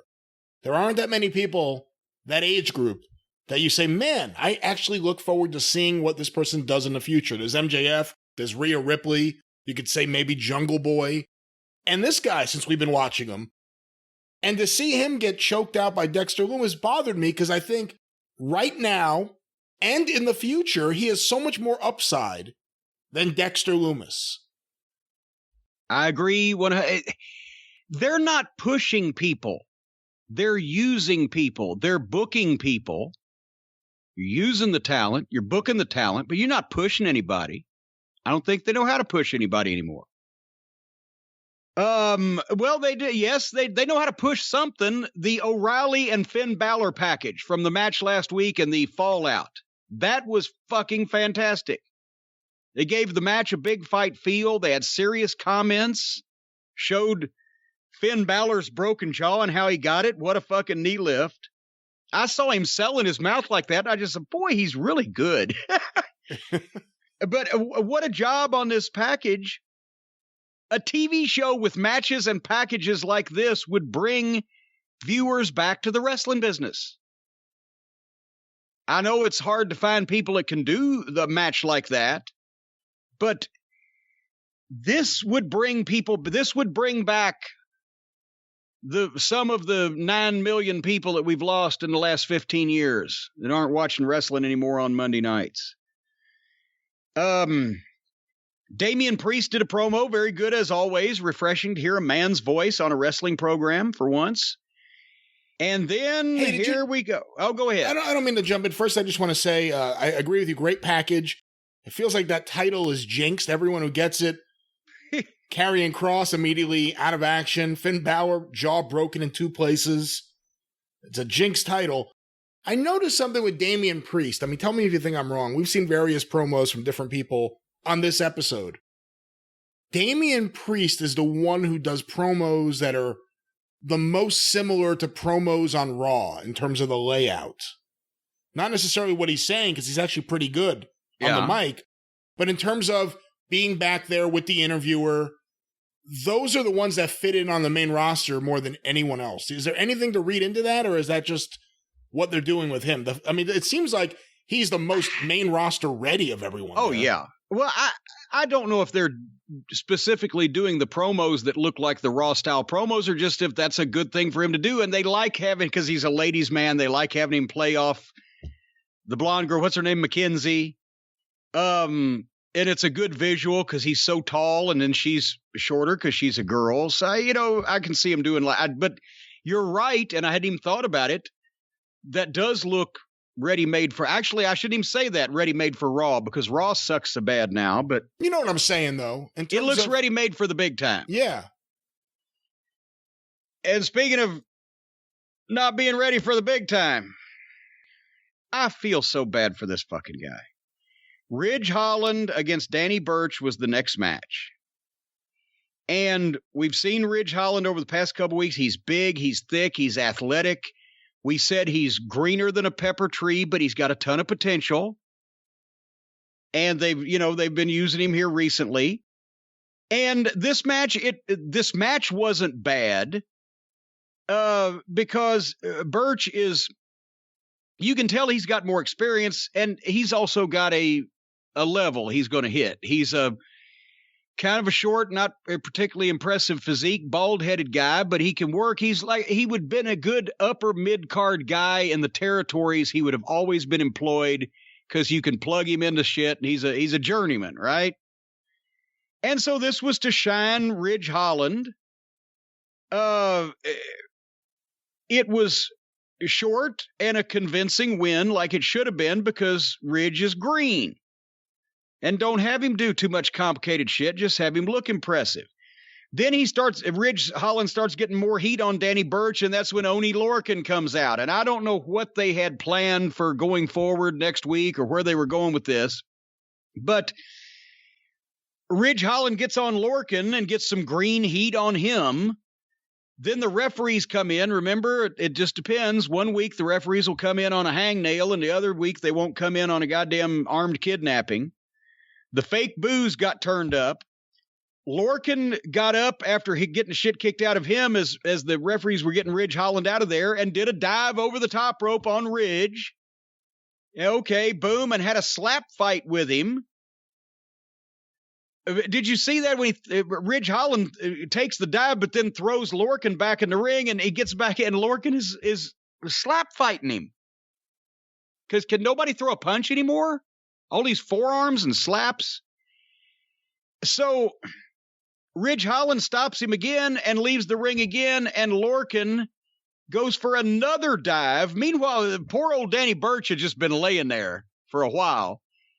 Lorcan goes for another dive, and Holland catches him, and his fucking ankle just snaps. And he drops, and he starts screaming. And they never even shot him on camera again until they went to the break. Everybody thinks that I think that the dives are stupid just because of the guy diving over the top rope and going to go head first or going to land or going to kill himself or whatever. But dives are stupid for both parties. It was the WWF pay-per-view in Louisville. I think it was probably in 96, I believe. But it was Brian Christopher versus Scott Putzke. They were going to push. Obviously, Brian Christopher was Lawler's son. Scott Putzke was Ivan Putzke's son. He had just come in. They were going to push him. In some respect, not huge. And Brian Christopher does what is the tope where he just vaults over the top and they catch the guy? Is that a tope or whatever the fuck it? Point is, he jumps over the top rope.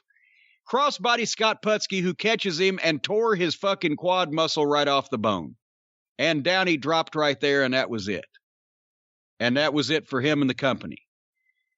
It's almost more dangerous because everybody's worried about catching the idiot that's fucking diving off the roof so he won't kill himself. But think about this. You're standing down there, especially when a guy's catching a guy all by himself. In a group of people, it may even be more dangerous because you can't predict whose arms and legs and elbows and knees and fists and everything are going to go somewhere. But you've got a guy coming at a high rate of speed, either off the top rope or over the top with a flip or fucking whatever, a double twist with a pike, coming down from 10 or 12 or 15 feet on you, and you're going to catch them. Where's their elbow going? Where's their knees going? That weight multiplied with the force of gravity, do the fucking math. I'm not that smart in my head. It's a lot of fucking danger for the guy catching to be doing these spots in every fucking match multiple times that don't even register anymore, that nobody remembers, that doesn't make a fuck, except that the boys go in the back and fucking jack each other off. Hey, did you see my dive? That's the only reason it has to be. Because the guys that I was in the locker room with 30 years ago would be scoff laughing at these fucking idiots for taking chances on TV matches against fucking job guys. Catching is dangerous too. But apparently nobody teaches them that in wrestling school these days. Do you want to send your thoughts and prayers out to poor old Ridge Holland, who's probably fucked now for fucking months to come? I felt bad because it's awkward when you hear someone scream the way he was screaming. Oh, because I'll tell you what, that was fucking bad. Right off. Stacy did that. Are you sure it was his ankle? I thought it was his knee when I was watching it. I thought it was his fucking ankle because his fucking foot was turned a way that it shouldn't have been turned. If he was laying, he took his right leg and hooked it up under his left leg, like that I've done when I've hurt my knee and tried to fucking, take some pressure off of it. But it looked like his foot was turned at a weird angle. I don't know. Maybe you can look that up. Yeah, no, I just looked it up. It was his ankle. All right, well, thank you. There you go. Not a bad eye on Cornette after all these years. We always criticize, and fans of modern wrestling sometimes don't like that we do that. There are too many dives. Everyone does dives. They do them in the opening match. They do it in the main event. And here's an example where, did it need a dive? Does anyone give a shit about what was happening there? The second one? Just what was the point of it? What was the point of it? A dive should mean something. They were trying to put Holland over as a big badass. We know that because just as soon as the announcers had said, "Can anything stop Ridge Holland?" he's down on the ground screaming and people are calling an ambulance. So apparently something can. Maybe he was going to catch the guy and fucking power him and do something else, but it was too much. Too much. That's all I'm saying. I guess my point is, so many guys are getting hurt. I watch Mid-South Wrestling with Mike Mills on the podcast, like we talked about earlier. That's a pretty physical style of wrestling. It was. And every night of the week in the houses, too. And you couldn't fucking slack off because Grizzly would fucking let you know about it. And there isn't just a rash of guys going down for weeks or months at a time with injuries. No. Jim Crockett Promotions. And those were harder rings, too. Yes. All these places. And now it's just every episode of every show, NXT and AEW, someone gets hurt. I was about to say a minute ago, this ankle thing, Stacy in her wrestling days, 22 or 3 years ago, in a fucking bar in California somewhere on an outlaw show, did as simple as a thing as a double sledge off the apron of the ring on this, whoever the fuck she was going to hit, right? But landed where people had spilled drinks and snapped her fucking ankle one way, sideways, and broke it. And then, because she was green and didn't know what to fucking do, and the match was still going on because she was just the manager, she stood there while the rest of the match went on until finally she was supposed to come in the finish and hit a guy with a chair. And she slides in and limps, and when she put the weight on the bad ankle to fucking swing the chair forward, it broke the other way. And she had to have surgery and pins that she still has, pins and screws she still got in there, put in the ankle. And she was a girl that weighed about half as much as Ridge Holland and didn't have fucking hundreds of pounds coming down on her. So I don't know how bad this guy may be fucked up. But why? And then on the other side of the break, they replayed the ankle breaking, which once again, I didn't mind them replaying my fucking, ACL tear off the scaffold every day for years and years. Because if you're going to get hurt, at least get it on tape. But they spent the whole previous segment making this guy out to be an unstoppable monster and what a fucking heel and a prick. And then they show him going out on a stretcher giving the fucking thumbs up. Don't show this. Don't show this. Now you've let that poor guy come back and say, folks, I don't know what's going on, but that Ridge Holland, he was screaming in pain, but he got back up and shoved the referees off and limped out of here. And next week, you show the fucking x-ray. You announce the break. This guy left under his own power with a broken ankle. This guy's insane. We don't know how long he'll be out. He may come back sooner than we think because what a beast. Don't goddamn carry him off the field to the fucking thumbs up round of applause for Joe Theismann. Fucking hell. I hate when the commentators all of a sudden get the hush tone. Oh, yes. That's especially shootish. That's when you know it's really a shoot. Gordon Soley never did that. Well, Gordon Soley was hushed and deep at the same time. And the knee across the prefrontal lobe. He wasn't yelling, but he had that Gordon Soley voice. But they just sound like they're fucking, calling ladies golf. I don't know. Anyway, poor Ridge Holland. Don't dive. Just don't do dives. Until it means something. Okay. If it means something, do a dive. But just as a throw-in. Well, let's not bog down here because this is going to be a recurring theme with the fucking dives. But anyway, meanwhile, we're going to pick up some time. Next match, Shotzi Blackheart versus Zia Lee. I used the tank rule, the helmet rule, and the barking like a dog rule. What rule did you use? The Shotzi rule. Okay. Same thing. Yeah. Boom. Next match. 2 girls matches in a row. So they're not special anymore. And Rhea Ripley and Ember Moon against Dakota Kai and Raquel Gonzalez. And I've got to be perfectly honest. I fast forwarded through to whenever Rhea Ripley got in, which she finally got in, did 2 things and got knocked out to the fucking floor with a kick from Raquel Gonzalez, and they went to the break. So now I've got to watch most of this because Rhea Ripley's in there because they're getting heat on her. Now, when they came back, I loved the backbreaker hold that Gonzalez got on Rhea Ripley, and she's the only one big enough to have done that. That looked great. That was a cool fucking backbreaker hold. Which is all the more reason, I think, why this confrontation should have been milked for pay-per-view or a big event. Because the only girl that's bigger than Rhea Ripley is Raquel Gonzalez. They could have stolen a big show match out of this instead of just putting it on television. But anyway, they got the heat on Ripley. She made a tag to Ember Moon, who made a comeback.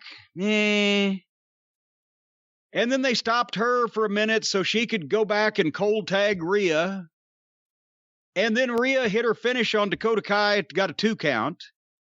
Then Dakota Kai hit Rhea Ripley with some kind of weird finish they called the chiropractor, which looked good, but she only got a 2 count. And why did she do that finish after Rhea had hit hers on?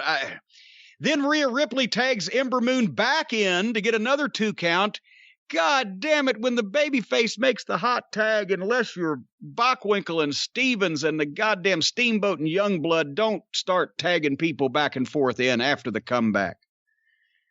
Rhea Ripley takes great bumps. Ember Moon hit Dakota Kai with a pop-up powerbomb and almost killed her. Did you see that? Yep. She popped up. But she didn't bomb down. She popped her so far up that when she caught her, her weight was going Ember Moon's weight was going too far back with Dakota Kai on top of her, and she put her down to the side. And the referee had to ask, "Are you all right? Are you living?" And then Rhea Ripley and Raquel Gonzalez got tied up and fell over the announce desk and just were out of the picture, and Ember Moon hit a flying Stone Cold Stunner off the top onto Dakota Kai, who's a trusting soul. And if I'd have been powerbombed like I'd have just been powerbombed, there's no way in hell I'd have been standing there for that Stone Cold Stunner off the top rope.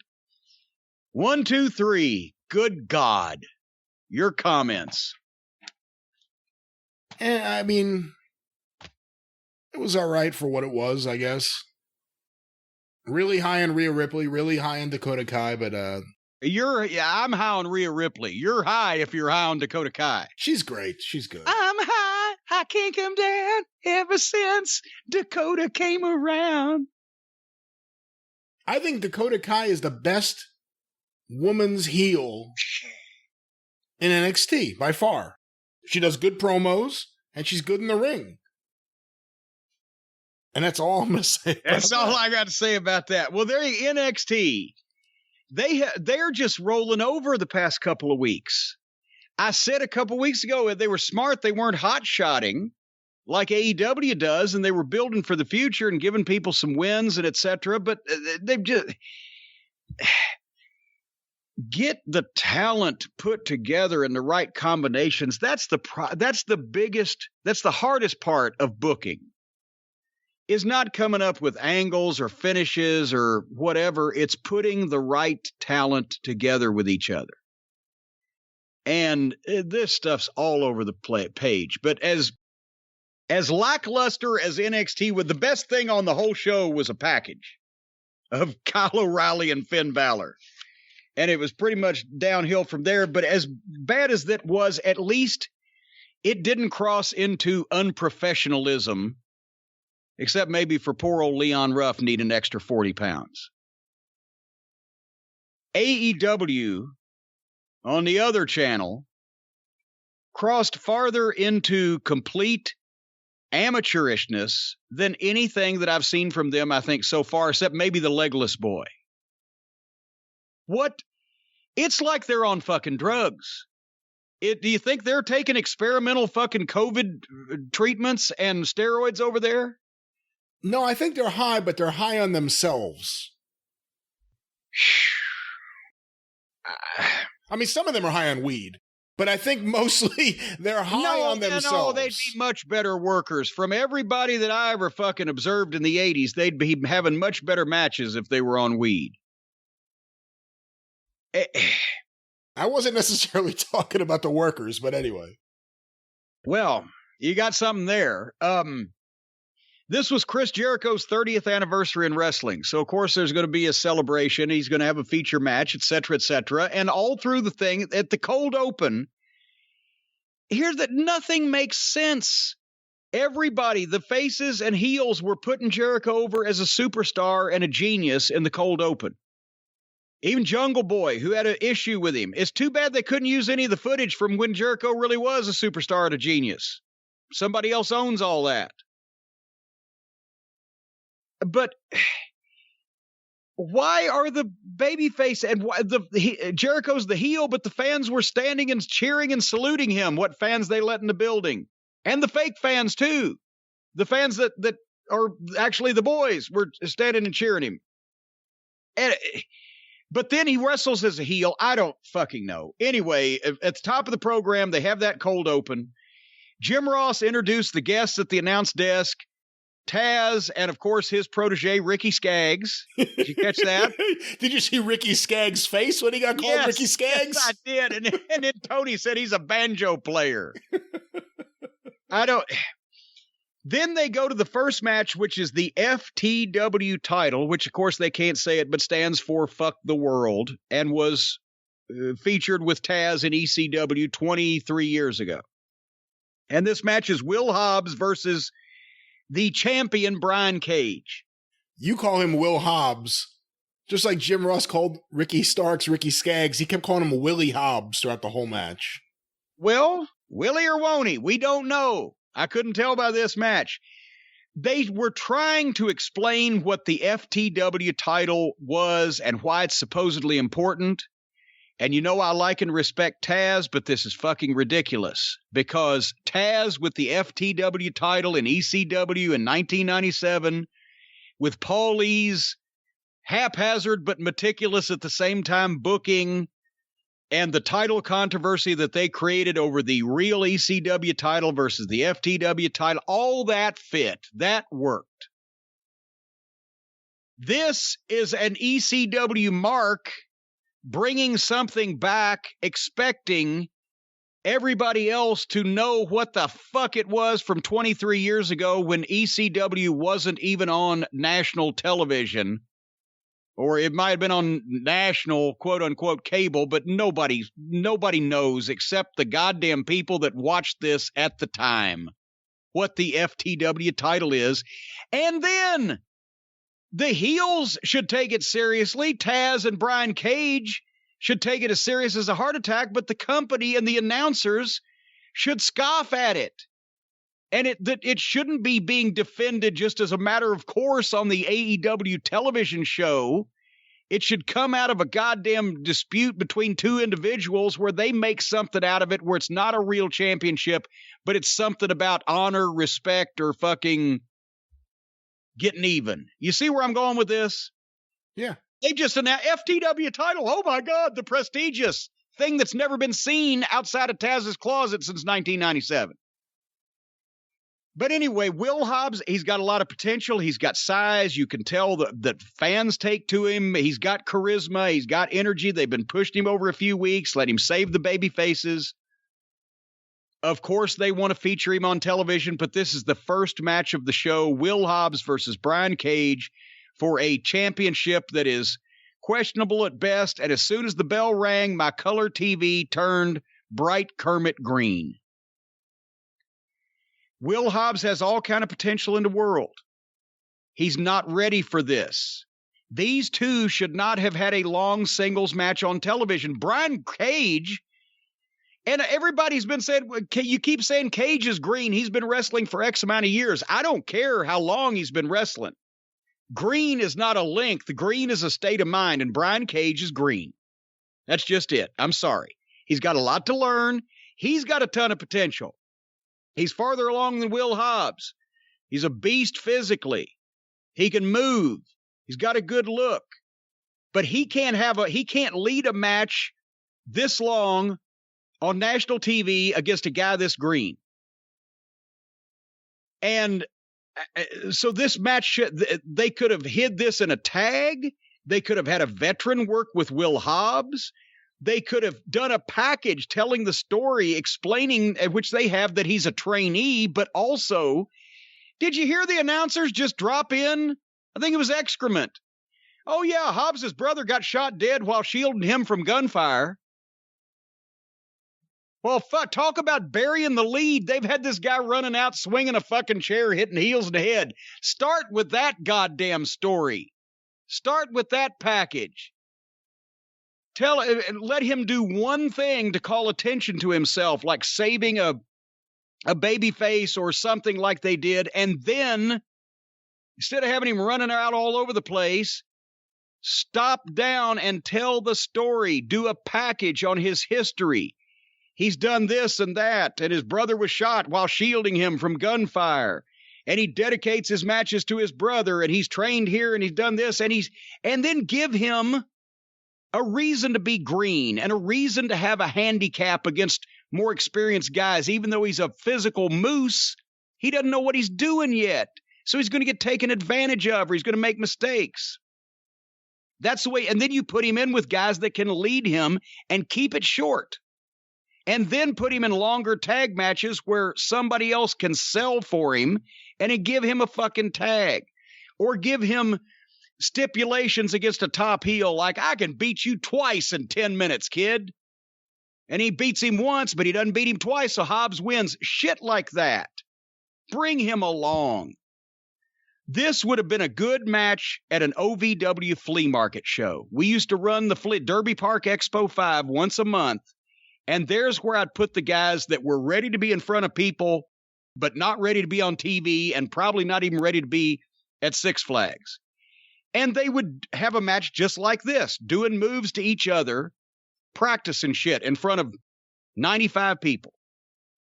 But for guys having to go this long, with just moves back and forth. At least they didn't have any flips and they didn't go 100 miles an hour. But then at the finish, they gave each other German suplexes, and both of them popped up without selling them and then hit each other with a double clothesline and laid there forever.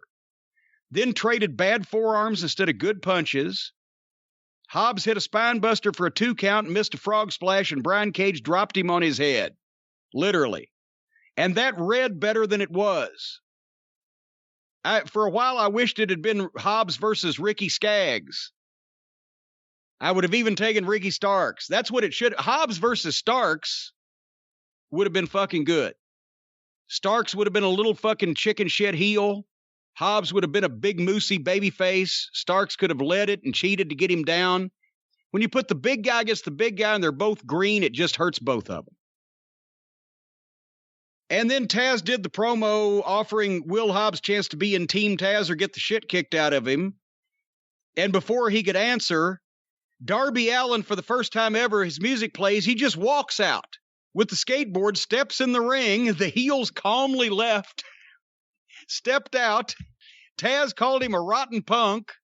It's like everybody started doing slow motion, and that was it. What was that? I don't know what that was. It was weird that they just casually walked out of the ring. When he got in there and he put his skateboard like down to the mat to show them, like, I have the skateboard. And they said, oh, well. Don't make me use this. and they reacted like, we'll see you later. Yeah. just walked out of the ring. I thought the match was all right. It got better as it went on. The early parts I thought were a little bit messy at times. Like you said, I was surprised when all of a sudden, because, you know, I was about to call him Willie Hobbs like Jim Ross. Will Hobbs is new to us, so we don't have too much backstory when Excalibur just casually dropped into the match that, you know, his brother died shielding him from a bullet, which is just such a, you know, amazing story to have. Just thought I'd mention it. A goofball commentator drop casually into this match where you have 5 people, well, 4 people. Ricky didn't really talk. You have 4 people on the mic at the same time talking. And that's all I got. I'm very high on Ricky Starks, even though he didn't do much here. The mannerisms and the looks that he gives towards the camera. He's a natural. He's great. I wish he'd have been in this. We got congratulations all through the show for Chris Jericho on his 30 years from Slash. Dennis Miller, he's still alive. Remember when he was funny and or cool instead of a miserable right-wing fuckwit? Well, him and Jericho share a lot of the same beliefs. Tanahashi, Ted Irvine, terrible Ted Irvine, and Bubba Ray Dudley on that go-round wished him well. Anyone who would respond to Chris's text appeared on this episode thanking him. Well, come on. Yeah, now you don't even have Shaquille O'Neal's number, so we can't diminish this too much. But I have Patrick Ewing's. Well, and can you give it to me? Lance Archer did a promo about John Moxley, and they did a good job. They can be serious. It's Archer and Moxley next week. And then I hate it when I have to destroy friendships. Our boys have made a serious error. Our boys have made a drastic mistake. Our boys have shit the bed. This is what it's come to. This is what FTR is going to have to live with from now on. They're not changing AEW to become more professional like them. AEW is changing them to be part of the goddamn clown show like the rest of them. They got nobody to work with. They don't have anybody to be matched with that understands how to fucking work. And they've got, except for Kazarian and Sky and Daniels, any combination of that trilogy, they don't have any fucking athletes to goddamn work with. So Hybrid 2, Jack Evans and Angelico. I've seen Jack Evans since he was in Ring of Honor years ago. I'm surprised he's still able to walk. I don't know where Angelico came from. I assume there's not a lot of food there because he's so skinny. He uses Cheerios for hula hoops. from the time they come in the ring, Evans and Angelico, when Angelico does that dance and thing he does when he gets in the ring. He was doing it as he walked to the ring, to be fair. Yes, as he walked to the ring. I wrote, I wish he was in a motorcade and I was on a grassy knoll. Oh, come on. That's just instant fucking heat with me. It just, and the Young Bucks were watching the monitor in the back over their shoulders with their backs turned, but they're turning over watching it, and they got pissy looks on their face. Raw style. That's the way you watch TV on Raw, where you're facing one way, the TV's facing another way. They're learning. They're learning. Did you hear that Tony Schiavone, who was double super kicked last week by the Young Bucks, referring to them, he seems to be just fine, and he says, well, I'm not going to hold a grudge. I always liked him. What the well, then why did they even do that? If he's next week, he's back, he's fine, he's not even holding a grudge.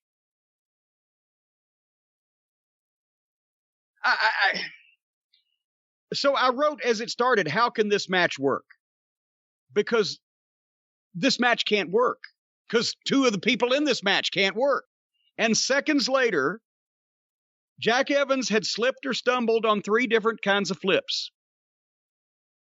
Angelico got in the ring, and he looked like if Jim Neighbors as Gomer Pyle had suddenly been stretched out to 6'6" and lost 60 pounds. Then FTR starts out trying to do these idiot shit. Instead of having their own match and making the underneath guys that are there to put them over conform to their style, they're trying to be charitable and do the kids' shit. And the kids' shit looked like shit. And beside it, here comes Angelico while FTR is on the floor. Angelico does a crossbody off the stage, and they catch him together. These across both of their bodies. They're standing up. And then Jack Evans runs across the ring, jumps over the top rope, and cannonballs all 3 of them, and everybody goes down. See, Holland, Ridge, you fucking idiots. You're going to blow this. Next time one of these goddamn jack-off preliminary fucking ballet dancing cocksuckers tells you, FTR, that they're going to fucking dive on you, tell them once, no, you're not. And if they persist, when they do it, just walk out of the fucking way.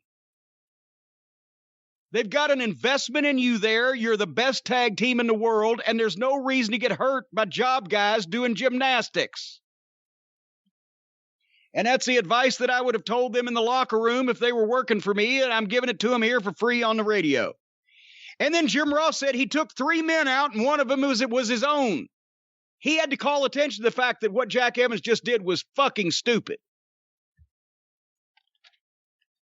Then they go to the break. Can you imagine if the TBS squash matches on the Saturday night show were 20 minutes long and went through 3 breaks with Ron Rossi and Vernon Deaton against the Road Warriors? Oh, God, no.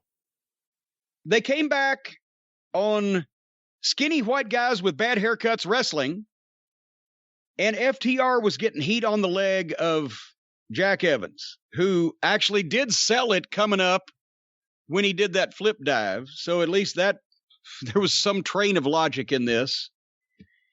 They did, the FTR works the leg well, but still, fuck. Evans gets a decent hot tag to Gomer, and Gomer made a weird comeback with all this weird shit that he does, and then got both members of FTR in a submission hold while he was on his back. Got the second one in the submission hold when he already had the first one in it by just sweeping the guy's ankle with his fucking foot or whatever. Do you remember when Bill Mulkey did that to the Midnight Express on TBS? Got them both in a submission hold at the same time? It was a hell of a spot. People popped. And then Dusty Rhodes fired all 4 of us. So then they hit Cash with a finish that could have killed him, and then followed it up with a cheerleading flip where the one guy put the foot in the other guy's hands and he flipped him backwards so that he could... God damn it. And here's another free tip. I told you you're going to learn a lot about pro wrestling if you're an aspiring pro wrestler on today's program. Did you see the way that the hybrid were tagging out? Angelico's on the apron. Evans is in the ring. Evans goes to tag Angelico, and Angelico holds his hand up like for a high five. No, dipshit. The guy on the apron holds his hand out, palm up. Because think about this. If you're moving around in the ring and you go to fucking tag your partner who's on the apron, that high five bullshit, unless you're just standing right flat-footed in front of him, it's easy to miss. But if you're doing something, you got a hold of your opponent, and the fucking guy on the apron holds his hand out, palm up, and stationary, then you just have to slap down on it. Now, sometimes if you're in the ring and you've got a hold and you want to switch, then you reach up and now your palm is up because you're stationary. But then the guy on the apron is reaching over and fucking slaps your hand. But they're just awkward all over the fucking place. Everybody went back and forth. FTR was trying to do their shit, these guys shit, instead of get theirs over. Evans got up on the top rope, did a corkscrew leg drop where he flips backwards and does a flip and a twist. Corkscrew leg drop to leg drop Dax and completely missed Dax. Landed in front of him, except Evans's foot landed at 100 miles an hour, by the way, 1 inch from Dax's face. And Dax kind of sold that because, like, maybe nobody will notice because he didn't know what else to do since the guy landed on his ass next to him, completely missed him. And then without doing anything else to Dax, Evans just gets back up to the top and moonsaults him. And Dax lays there for it. This is the most goddamn amateurish. Cash then started stooging for fucking Angelico's bullshit fake kicks. I wrote, this is the biggest bunch of contrived video game looking bullshit that I've ever seen in my life. Evans kicked out of all kinds of shit and just emasculated FTR.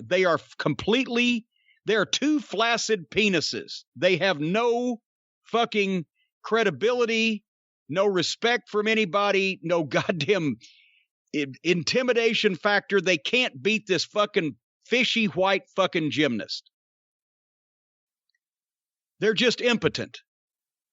And finally, they did the superplex and splash on him, and finally that put him down. Angelico hadn't been seen for a while at that point. They got rid of him somewhere, thank God. This was the worst FTR match I've ever seen. And folks, if anybody's wondering why I never considered managing FTR in AEW after the first AEW show I saw, it's because I knew this was what was going to fucking happen. And I would have never considered it. The Bucks were at the monitor then, after FTR wins, and fakely, is that a word, Brian? Fakely? It is now. It is now.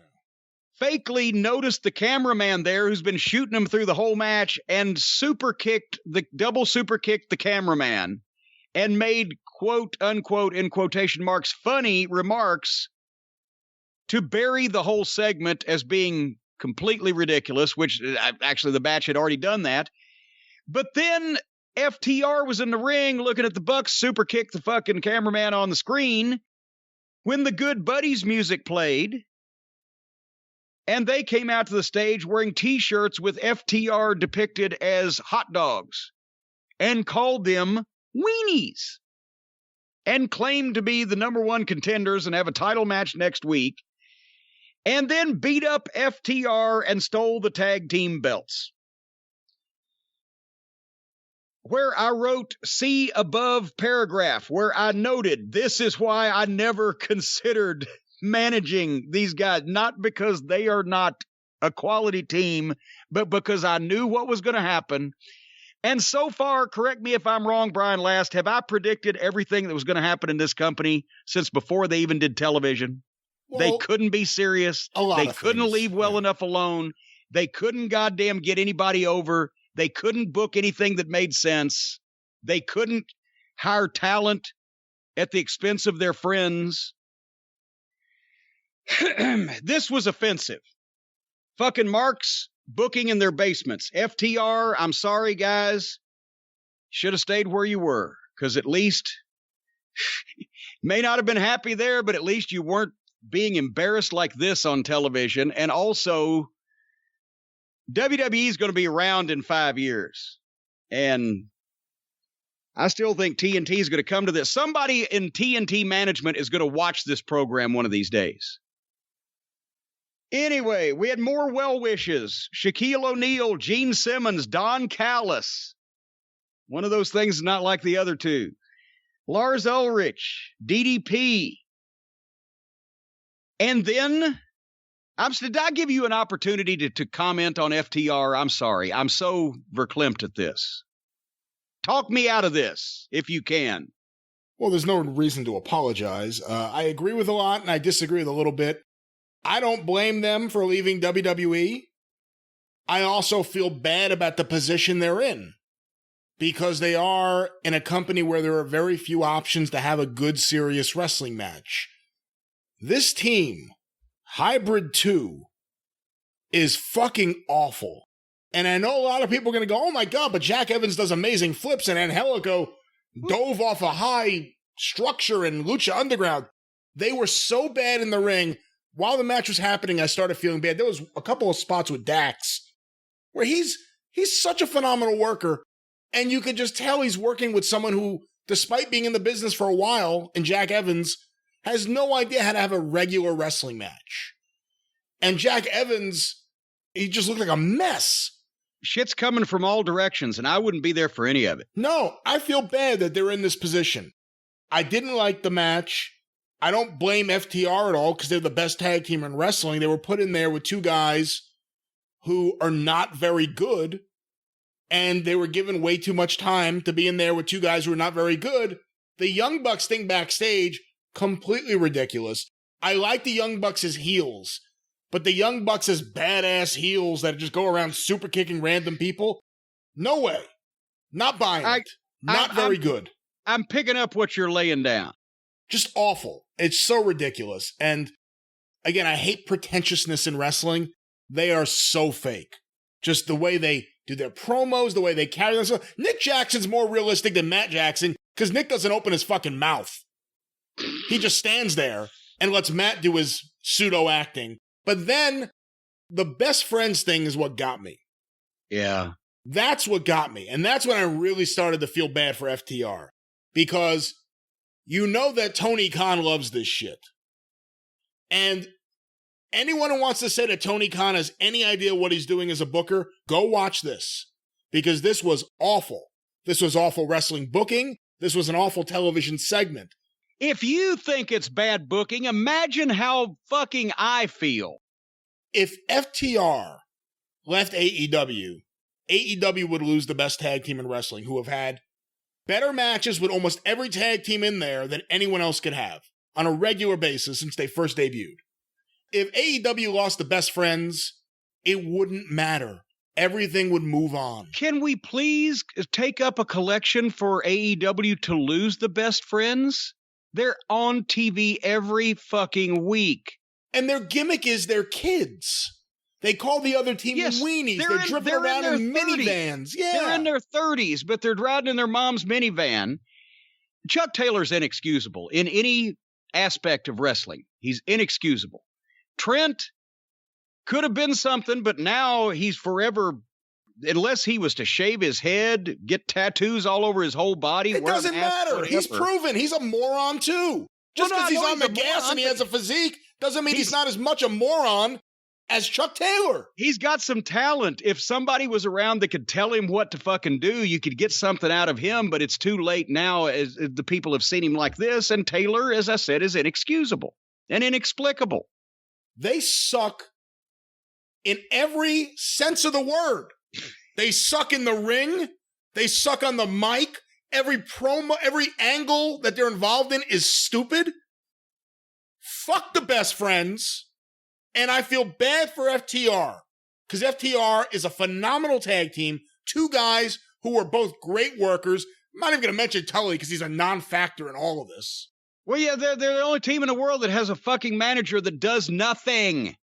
And it's not Tully's fault. He got up on the ring apron and distracted at one point. Last week, he pulled a fucking leg. But the heel team with the heel manager are the the more likable people than the fucking two babyface middle schoolers that are fucking now supposedly heels that just have pissy face. And the Bucks were presented as fucking baby faces for 9 months without FTR. FTR, the best heel team in the business, comes in and then they switch heel too. And we already know what's going to happen next week. They're going to wrestle the best friends. It'll go through 2 commercials. One of them will be picture in picture. And they'll completely outshine the best friends because they're not very good in the ring. And there'll be some stupid shit, and there'll be the hug spot because we can't get enough of that stupidity. Seriously, fuck these guys. Fuck Wood them. chipper. And fuck Tony Khan for booking this shit. All right, calm He tries down. to go out there and try to, I was a tape trader and I did this and that. You are an idiot and you have moron instincts. We have more shit left to go, so save a little bit know, of it. But having said that, I understand. And here's the thing. Any fucking idiot that's been watching wrestling for 20 years could do a better job than this. He never got it to begin with. He's been trading tapes and watching spots. And he's got a soft spot apparently for people that are nice to him, because elsewise half these guys wouldn't have jobs. I know a good portion of the major tape traders in wrestling, or, that were in wrestling when there was tapes to be traded. I would venture to guess almost all of the ones I know, John McAdam, Jeff Baldwin, any of them would do a better job booking this than Tony Khan. Anyway, even if you want to argue that he's not a money mark, which is a ridiculous argument to take. I don't want to argue. I'm not saying you, but the people out there, even if you want to argue that he's not a money mark, his booking shows that he's just a mark. Awful. Just garbage. Best tag team in wrestling. And they got him doing a stupid long match with a garbage tag team and then a stupid angle with a joke tag team. All right, save it, because I've got to fucking knock a tag team match later on, and you're using up all the material. I won't have anything left. No, there's always more. There's always more to say. Well, that's true. About this stupid show. Okay, the highlight of the night, I can't believe I'm saying this, was Brody Lee. And Cody was the highlight. Boring Brody was in there with him. They did a nice job on the package. The history between Cody and Boring Brody, there is still no reason given whatsoever for a dog collar match. There was nothing to set up a dog collar match. There was nobody with a history of a dog collar match. And they even said there hadn't been a goddamn major league dog collar match since of course, that's not true. There were some in all kinds of territories, but since back with Valentine and Piper in 83. And by the way, there was a reason to do the dog collar match because someone obviously booked Greg Valentine to be in the stands. Well, yeah, that's what I'm saying here. Yeah, they've spent a plane ticket to fucking pay off for poor Greg, who looked just thrilled, like he usually does, to be there and sit in an empty section and watch this fucking match. And Greg Valentine's specialty was not the dog collar match anyway. Did not Piper fucking force him into it? That's exactly right. Nevertheless, exactly right. They took the package seriously. It's just the show is schizophrenic. The TV title, dog collar match, Cody versus Boring Brody Lee. They hooked him up in the break, which that's sometimes some of the best stuff involved. But anyway, the first move of the match, explain this to me. Cody rushes across and tries to hit Brody Lee with the chain, but Brody Lee moves and Cody hits Silver, one of the Dork Order job guys, with the chain, and he drops to the floor. And then Cody and Brody Lee started doing shit, and 2 minutes later, Silver comes up with a trickle of blood like a pap smear. My first blade job didn't take 97 seconds. It wasn't, and I got a lot more color. It wasn't 2 minutes, was it? Somebody go back and time it. He was down on the floor for a while. It must have been drilling for oil. I don't fucking know. There was a nasty bump where Cody went for that springboard cutter and Brody jerked him off the top rope and beat him up on the floor. I was thinking at this point, this would have been a classic match if it was Cody against Dustin. These are the only two guys in this company that could have done a dog collar match. It would have been a classic with Cody against Dustin. Brody Lee has obviously never had a dog collar match, and he had the same amount of oomph in this match he has every other match. Neither was Cody. Cody's never had a dog collar match either. I didn't think Brody was a problem here. I thought he did pretty good. Well, but Cody, it gets better at the end, but Cody's got at least not only in his genes, dusty with the bull rope matches and all that stuff, but he's a student. He could go back and watch some shit and understand it. I think Brody Lee could watch shit, but I don't know if he could understand it. If he could understand it, he would have known you don't just throw a dog collar match for no good reason into the middle of a program. Well, I'm pretty sure that was Tony Khan, because if he wanted to book Greg Valentine to sit in the audience. And he's like shit stain now. He remember, a guy got hit in the head with a coconut. That's all he remembered from Piper's Pit, shit stain. He just remembered the highlights. Once they got the color, it helped greatly. Cody got the juice from a DDT on a chain. It helped give the atmosphere and cover up that Brody Lee is still not aggressive or an animosity-filled person. He's just walking through it. Cody worked his ass off. Brody Lee spent forever with a table, threw some chairs in the ring, and then nothing happened with the table. Cody gave Brody a cutter off the apron. They go to the break again. They come back during the break. Cody did a package pile driver on Brody Lee off the apron, through a table to the floor in the break. Picture in picture. Well, they replayed it I never watched the picture in picture because nobody watches the picture. I was watching for this match. It's fucking minute. For this match, because it was this match, I was watching the picture in picture. It is minute. And I said, I can't believe they're doing this spot in the middle of the commercial break. Why would they do that? This is the kind of shit that used to happen in low-budget television tapings when we'd lose communication with the referee and guys didn't know we were in a break. But now Brody Lee's bleeding, and Cody's whipping him with the chain. Now it's picking up. It's picking up a little bit. I said on the last show, I think, nobody in the business today, I said with O'Reilly and Finn Balor, they have actually improved the competitive, scientific, technical wrestling match from the territory days, but nobody in the business can do a believable double juice territory days grudge match fight. And I was right, at least halfway. I think Cody could pull it off with somebody that actually had experience with this. Brody Lee could not. But then again, I said, how is this not going on last on the double juice dog collar? And they're in the middle of the fucking program. Brody Lee threw a chair at Arn. Arn came in the ring. One of the jobbers ran out. Arn gave him a spine buster, and I swear to God, I was thinking that Arn might not fucking be able to get back to his feet. Because and I love Arn Anderson, and what a tremendous talent, and just a great personality. But please, Arn, go on a diet. You're too heavy for your age. And if all those years, I was 250 30 years ago, and Arn was telling me to go on a diet. Now I weigh 202, and he's 300. What the fuck's happened here to the world?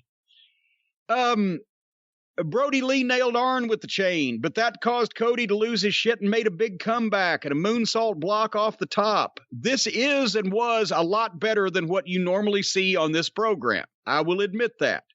I just can't see Brody Lee. Anyway, Cody wrapped the chain all around his face, hit the crossroads, 1, 2, 3.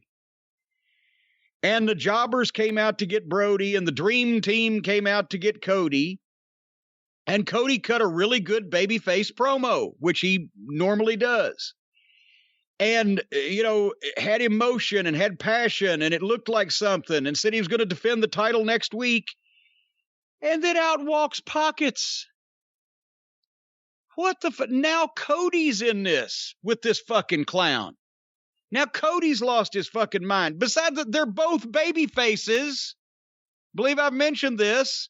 Cody just cut a great babyface promo. Pockets is allegedly a babyface. He's not a wrestler at all. That's where they've pigeonholed him as a babyface. But I wrote, what fresh hell is this? That now Cody is being infected with this fucking disease from this fucking clown. And it doesn't even make any sense. Why would Cody wrestle Pockets? Because Pockets is friends of the fucking Money Mark, and father bought him a fucking wrestling promotion, apparently.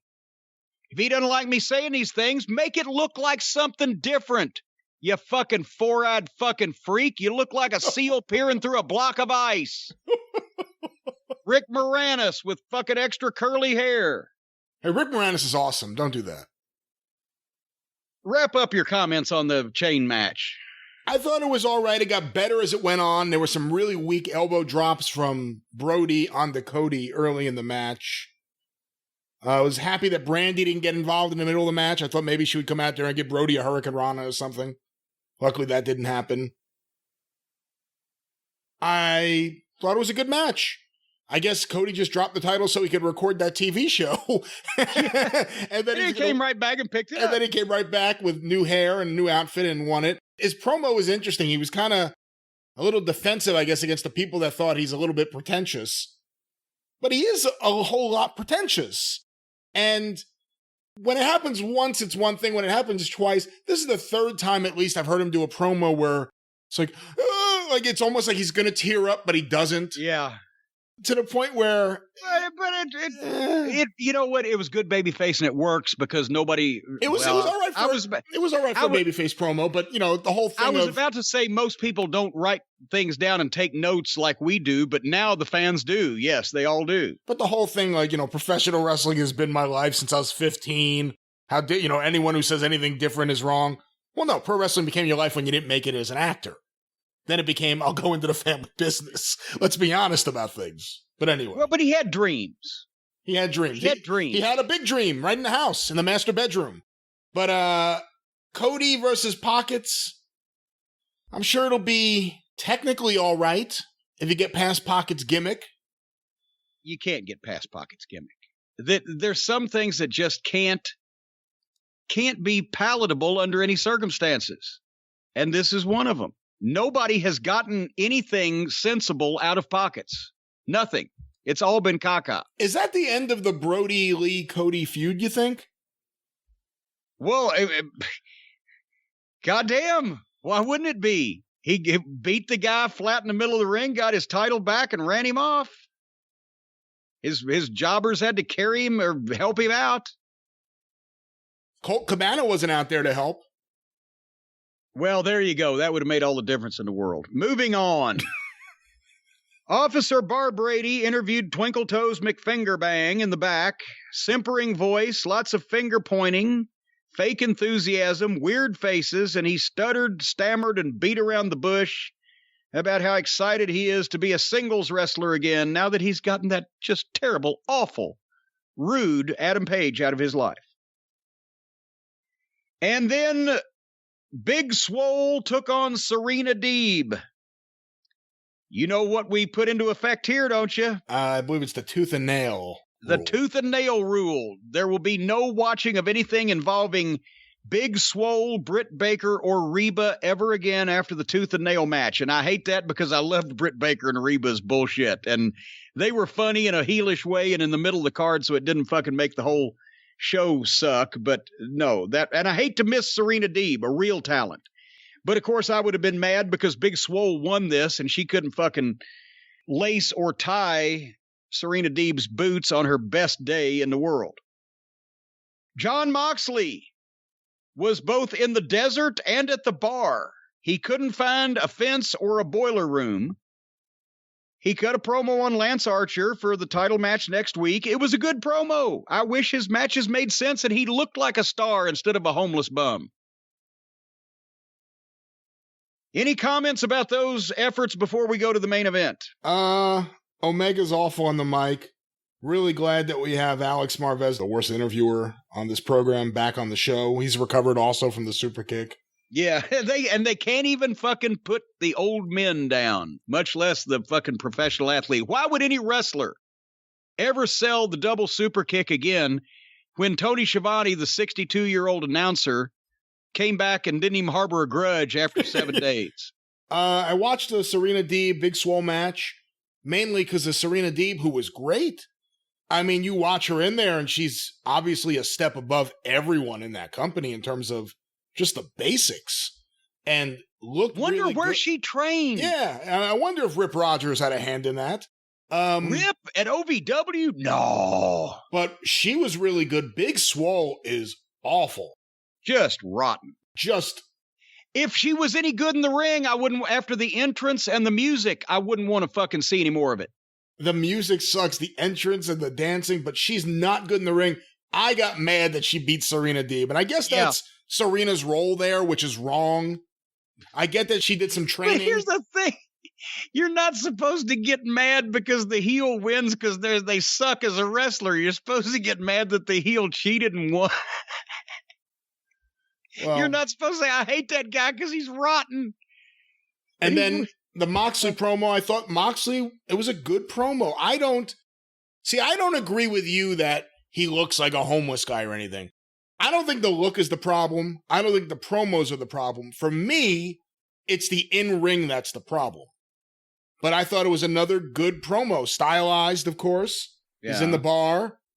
I do want to see him buy a fence one more time. That whole package, you know what? I kept saying, is he going to be by a fence? I bet this whole roster doesn't drink as much alcohol in a week combined as Flair used to drink at a night at Bennigan's. And they're always in the bar or drinking on TV. That is true. We have seen a lot of scenes in bars. I've looked in bars. I've looked in cars. Oh, my God. And here you are. You know, someone the other day tweeted out, I don't know if you saw it, the interview you were doing with David Crockett. I guess it would have been on Big Worldwide. Mama came out and tweeted me up under my chin. I forgot just how bad she was on the mic. Poor Felicia. I knew her so long. I remember when she was flat-chested. Anyway, that was some of that fucking heavy Crockett money that bought that chest. Anyway, the main event of this journey through hysteria, the horribleness and awfulness will never be forgotten. We're going to try to concentrate on this and hit all the high points. But the main event on Chris Jericho's 30th anniversary, after Lance Storm and Kevin Smith, and who is Eli Roth? He's a filmmaker. He was also in Inglourious Bastards. He was one of the Bastards. Gabriel Iglesias, Chavo Guerrero, Steel Panther, who apparently are a metal cover band or something, Ultimo Dragon, and Paul Stanley all sent happy wishes to Jericho. And the main event on the television program celebrating Chris Jericho's 30th anniversary in wrestling, a man who was the WWF Unified Champion, a man who's internationally headlined, a man who's done a lot of things. He and old Jake, don't call me Sammy Hagar, had a tag team match with the team of Chaos Project, Serpentico and Uncle Fester. I'm sorry, Luther. Actually, Uncle Fester sounds like a bigger main event name than Luther. Chris Jericho's friend from 30 years ago from Canada, an outlaw mud show Japanese indie guy who hasn't even wrestled to my knowledge in the past 20 or 25 years, has been signed to AEW, and this fat, bald-headed, pale, fishy white, flabby, 50-plus-year-old fuckwit is in the main event, standing next to a kid that might be 125 pounds, makes Brian Hildebrand, Dr. Mark Curtis himself, look like Lex Luger as his partner. He's wearing pajamas, and he's playing a luchador. And by the way, old Serpentico hits the ropes just like Pockets does. Remember, we talked about that a week or two ago? I've never seen it. Now that I've seen this, I can't take my eyes off of it. He hits the fucking ropes completely flat of his back with his right arm over the top, and with his left hand, he grabs the middle rope. Every time, it's on purpose. It's not just an accident. I watched Pockets. He does it. I watched Serpentico. He does it too. That's the most bizarre thing I've ever seen. Where are these people learning this shit? So anyway, this fucking bell rings for the main event on TNT cable. With this Jericho and Hager, the top heels in the company, supposedly against these fucking guys. And I wrote, you have got to be shrooming. Jericho was in the whole first fucking segment. Hager never got in. He took bumps for the midget over and over. Then he tagged in Fester.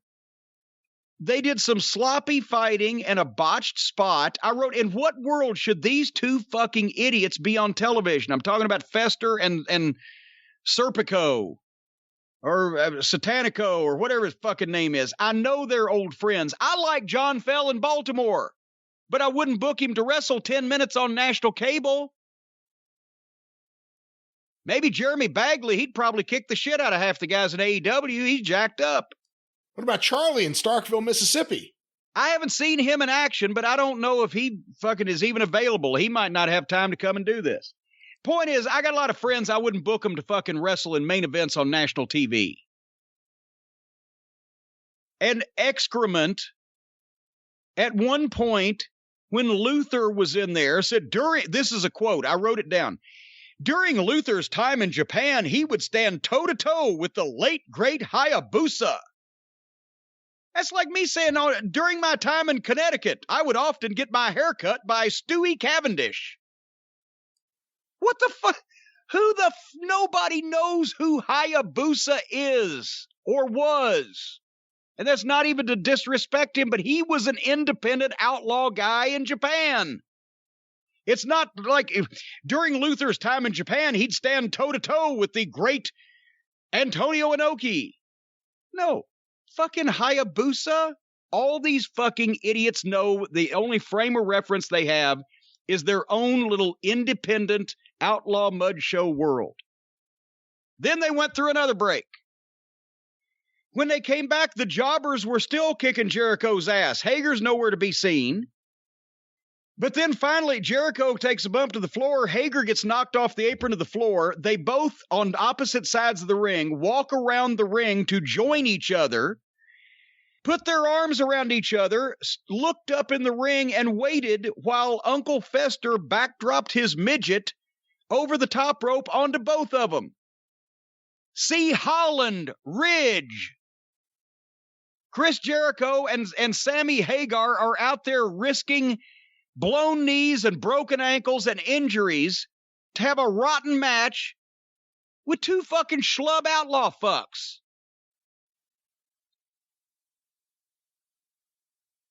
Serpentico looks like an athlete. He'd be a great flyweight or featherweight boxer at the 128-pound fucking category. But he doesn't need to be a professional wrestler.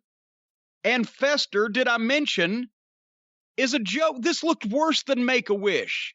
Chris Jericho's old friend gets a job, gets signed despite not having done that line of work in over 20 years, and then for the first time ever gets to main event a match on national TV against his friend. All Friends Wrestling. They're risking injuries to do spots with these fucking morons. They're risking Tony, and Tony Khan will pay them if they get hurt. You know he will. So they don't care.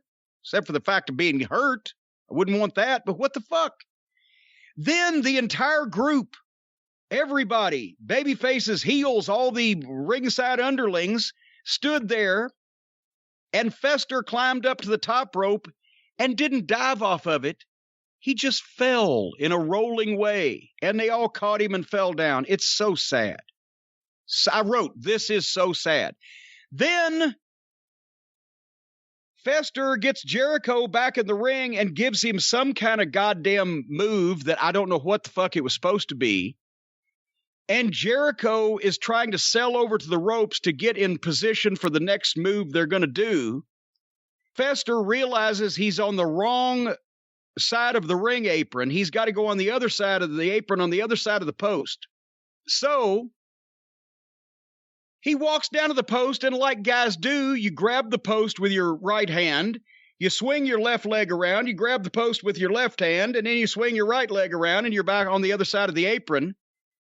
He put his left foot around the ring post and fucking fell off the goddamn ring to the floor. And then jumped back up and almost killed Jericho with whatever move they'd been trying to set up because he was fucking rattled. Did you see that? Yep. Travis's thumbnail for this match should be a still photo of the actual match. It can't be parodied or caricatured any farther than it already was.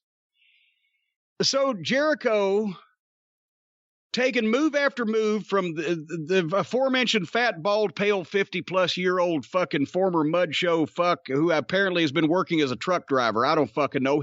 By this point, who was so gassed up that he could barely stand up and he was trying to walk the top rope. Fester was sucking so much wind, the first 3 rows had passed out from oxygen deprivation. You could see it on his face. If he hadn't already been as pale as the underside of a fucking big mouth bass, he would have turned white. He was translucent by this point. I've never seen somebody so blown up they couldn't do an eye rake. He couldn't rake the fucking eyes. He just kind of put his palm up there and just washed it over fucking Jericho's face. Then he got Jericho's bat that was tossed in. He intercepted it, and Fester gave Jericho a weak gut shot. By the way, if you're noticing that I'm not talking about Jericho doing anything, there's a reason for that. He didn't do anything. Fester hits Jericho with a weak gut shot, and then, did you see, Brian, he hits the ropes and tries a big boot, and he got Jericho in the lower abdomen on the big boot. Jericho took a bump anyway. Luther went for the cover on his hands and knees and looked for all the world like he was down ready to puke on Chris Jericho. And finally, after what seemed like forever, Jericho hits the Judas effect, and Fester crumples sloppily 1, 2, 3. Is this a professional organization, or is this, hey kids, let's put on a show? Embarrassing. And then Jericho, the company's top heel that just got killed by a midget and a fat man and won by the skin of his teeth, accepted all the cheers and accolades and allocades and applaudings of the fans there and thanked everyone like a real baby face should. And then MJF comes out with Wardlow and a clown under a red sheet. I'm not talking about an idiot under a red sheet. I'm talking about an actual clown with clown feet, clown wig, and clown red nose, which the clown lost when Wardlow pulled the sheet off. And the nose went tumbling into the fucking ring. And he gave Jericho a gift, and it was a framed 24 by 36-inch portrait of MJF, which Jericho then broke over the clown's head. The clown, who was somewhere around 5'2" and 100 pounds, not only didn't sell, but didn't register the portrait being bashed over its head. He just stood there and looked at Jericho, who then hit the clown with the stiffest fucking Judas effect that I've ever seen and knocked the clown out. And then he and MJF, instead of getting mad at each other, laughed and hugged each other. And all the heels on the roster came out to celebrate with Chris Jericho while the credits on the show rolled and his name was on every credit, including him being all 8 camera positions. It was like the closing of a Saturday Night Live sketch or a show where they ended a little bit early and all the cast members and guest stars had to mill around while the credits on the stage while the credits were playing and the fucking band was playing something. And they just awkwardly didn't know what to fucking do. This was the most rotten match. This was the most rotten show. This was the most amateurish effort on everybody's part. I honestly believe if I was a part of this company and appeared in any way on this program, I would have gotten a sick stomach afterwards and potentially thought about changing my line of work. It's not only embarrassing, it's shameful. Nobody has to have a show this bad. It's not necessary. Anybody could do better than this, and have many times in the past. Not just an expert veteran like me. I've seen people book shows that had never booked shows before that were not as insulting and amateurish as this. Have I made myself clear? Abundantly clear, yes. What were your final thoughts on this masturbatory self-congratulation that Chris Jericho thought it would be a great idea to show his 30 years in the business by getting beat up by Jackie Coogan? I thought it was an excellent match. I thought it was wonderful to finally see Jericho and Luther after all these years get in there. I thought that Serpentico showed a world of talent. I think Hager each and every week is better and better. I thought the commentators did an excellent job of explaining what was happening here. I thought The segment with the clown couldn't have gone any better. The clown is down. It couldn't have gone any better. I think the build-up for this MJF Jericho feud just leaves everyone with wet panties. The heels are mad at each other. Since the baby faces are mad at each other, the heels got to be mad at each other, too. Give them something to do. I'm a big fan of comedy. I love, classic Saturday Night Live and SCTV. So the credits, what a brilliant move to end this amazing episode of Dynamite, having Jericho all over those credits. 7 stars, 8 stars, 8 stars. All kidding aside, this was awful. And it just embodies a general awfulness that seeps into everything on AEW. They can never leave well enough alone. Even when it's something like the Cody match, Pockets has to come right out. Even when they have the best tag team in wrestling, they have to dumb them down by having them involved with dummies. As a booker, Tony Khan is a failed director of football for Fulham. I mean, this is just such a bad show. And I know there's a lot of people that like it. There's a lot of people that have low standards. What are they looking at? There are people that have low standards. There are people that have low standards. What makes sense to them? What is good about the athleticism of these outlaw guys? No, that's not it. What makes sense? Who's putting on a good performance on the microphone? What is in any way interesting about this fucking horseshit? Let's say you were born in 2000, Jim. Oh, good Lord. But let's just say you were born in 2000 and you became a wrestling fan, I want to say 10 years old, 2010.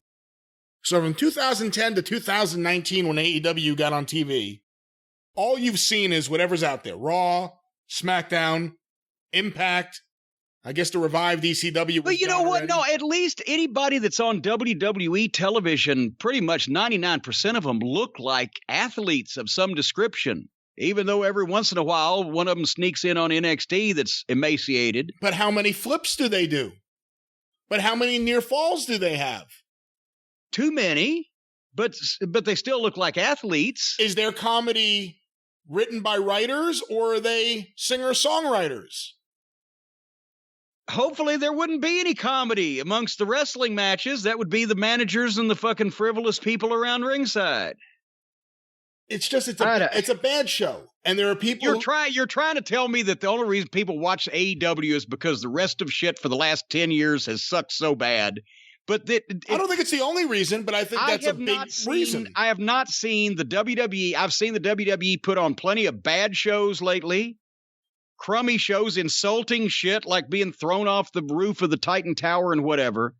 But just on a constant barrage of embarrassment and half-price talent and discount fucking wrestlers and midgets and freaks and people that have no business being exposed to a national television audience. They don't do that in the WWE. They do it every week on AEW, and there's no reason for it except that the guy in charge doesn't know the fucking difference, and the people he's listening to all want to give their fucking friends jobs. And we come down to that again. AEW presents silly, stupid shit, but treats the audience like they're in on the joke. WWE presents silly, stupid shit, but pretends like they're fooling the audience. That's part of the difference. Okay, here's an idea. How about one of them just don't do silly, stupid shit? And then see what the audience thinks. Hey, that was the promise of AEW early on. And I mean, I know we always bring that up and we shouldn't anymore because obviously that was just a bunch of caca talk. Yeah, I mean, well, it was Ring of Honor is doing it. It's a shame that we had to wait for Ring of Honor to do what AEW promised a year ago, but they don't even have to go all the way that Ring of Honor has gone to doing a really legitimate program. They just get better talent. There's plenty available. Admit you've made a mistake and you got bad advice and you signed a bunch of people that weren't ready for television. Pay them off and send them home. Tell them if they want to go to wrestling school, take a look at them later on. You don't wish that they drop over and die, just that they're not good enough to be on your program right now. You got not unlimited money. Nobody has unlimited money, but you have plenty of money, more than the rest of the field, to compete to get any talent that you want to get. Get some new talent. Get somebody to write the show that knows what they're fucking doing instead of doing this because they used to jack off in their fucking room at night, writing cards down. I wrote cards down in my room, but I wasn't jacking off at the same time. I had different material to peruse while I did that. Get people that know what they're doing and talent that can perform it, and then put on a program that is suitable and not embarrassing to the wrestling business and is suitable for a national cable network. And then you might get more than 850 or 900,000 fucking people watching, because that's goddamn embarrassing. It's goddamn embarrassing that we've got to the point where the highest rated wrestling program in the world gets less than 2 million people. And these two on Wednesday nights are fighting over 750,000. It's fucking embarrassing. Would you like the ratings? Sure, go ahead. Now, let me remind you, the vice presidential debate was last night. I believe it did in excess of 50 million viewers. Well, you and I were watching that, the important stuff. Yeah, no, I DVR'd both of these shows and watched them in the morning to ruin my morning. Here are the ratings. NXT, 639,000. AEW, 753,000. There you go. It's the same fucking thing. When they've got competition, they each lose 100,000. When they don't have any competition, they each gain 150,000. And it is what it is. Because the only people that are going to watch shit that looks like this are people that, for whatever reason, like shit that looks like this. I believe we have made this abundantly clear. And I've got to go wash my mouth out with some fucking rubbing alcohol and battery acid to take the taste of that festering in my gums out of it. So do you have any final words for the audience? It's a sad state of American wrestling right now. You have one promotion, which is an old man who took over his dad's promotion, took over his dad's territory. And the other promotion is a kid whose father bought him a territory. Isn't it ironic? All righty, folks. This coming week on the drive-thru, we're going to do a watch-along. Tweet us. Give us some suggestions. We're also going to answer some questions next week here on the program. As much of the Wednesday Night War as we can stand, plus an interview with Bertrand Hébert about the Andre the Giant biography that he did most recently. And Eighth Wonder of the World. The Eighth Wonder of the World is the title of it. And stories of probably worldwide the most famous wrestler ever, when you think of the reach that he had. Anyway, that's next week on the program. And then we'll do a follow-up where we'll talk about the life and career of Jackie Coogan, pre and post Uncle Fester. And maybe that way that'll be Luther's next TV role in the biopic that they do made for TV. Otherwise than that, Brian's going to go get some French toast. I'm going to have some cheeseburgers. Join us on our next program. Join us on YouTube. Join us on Patreon, or just leave us the fuck alone. You're starting to worry us. Thank you. Fuck you. Bye-bye, everybody.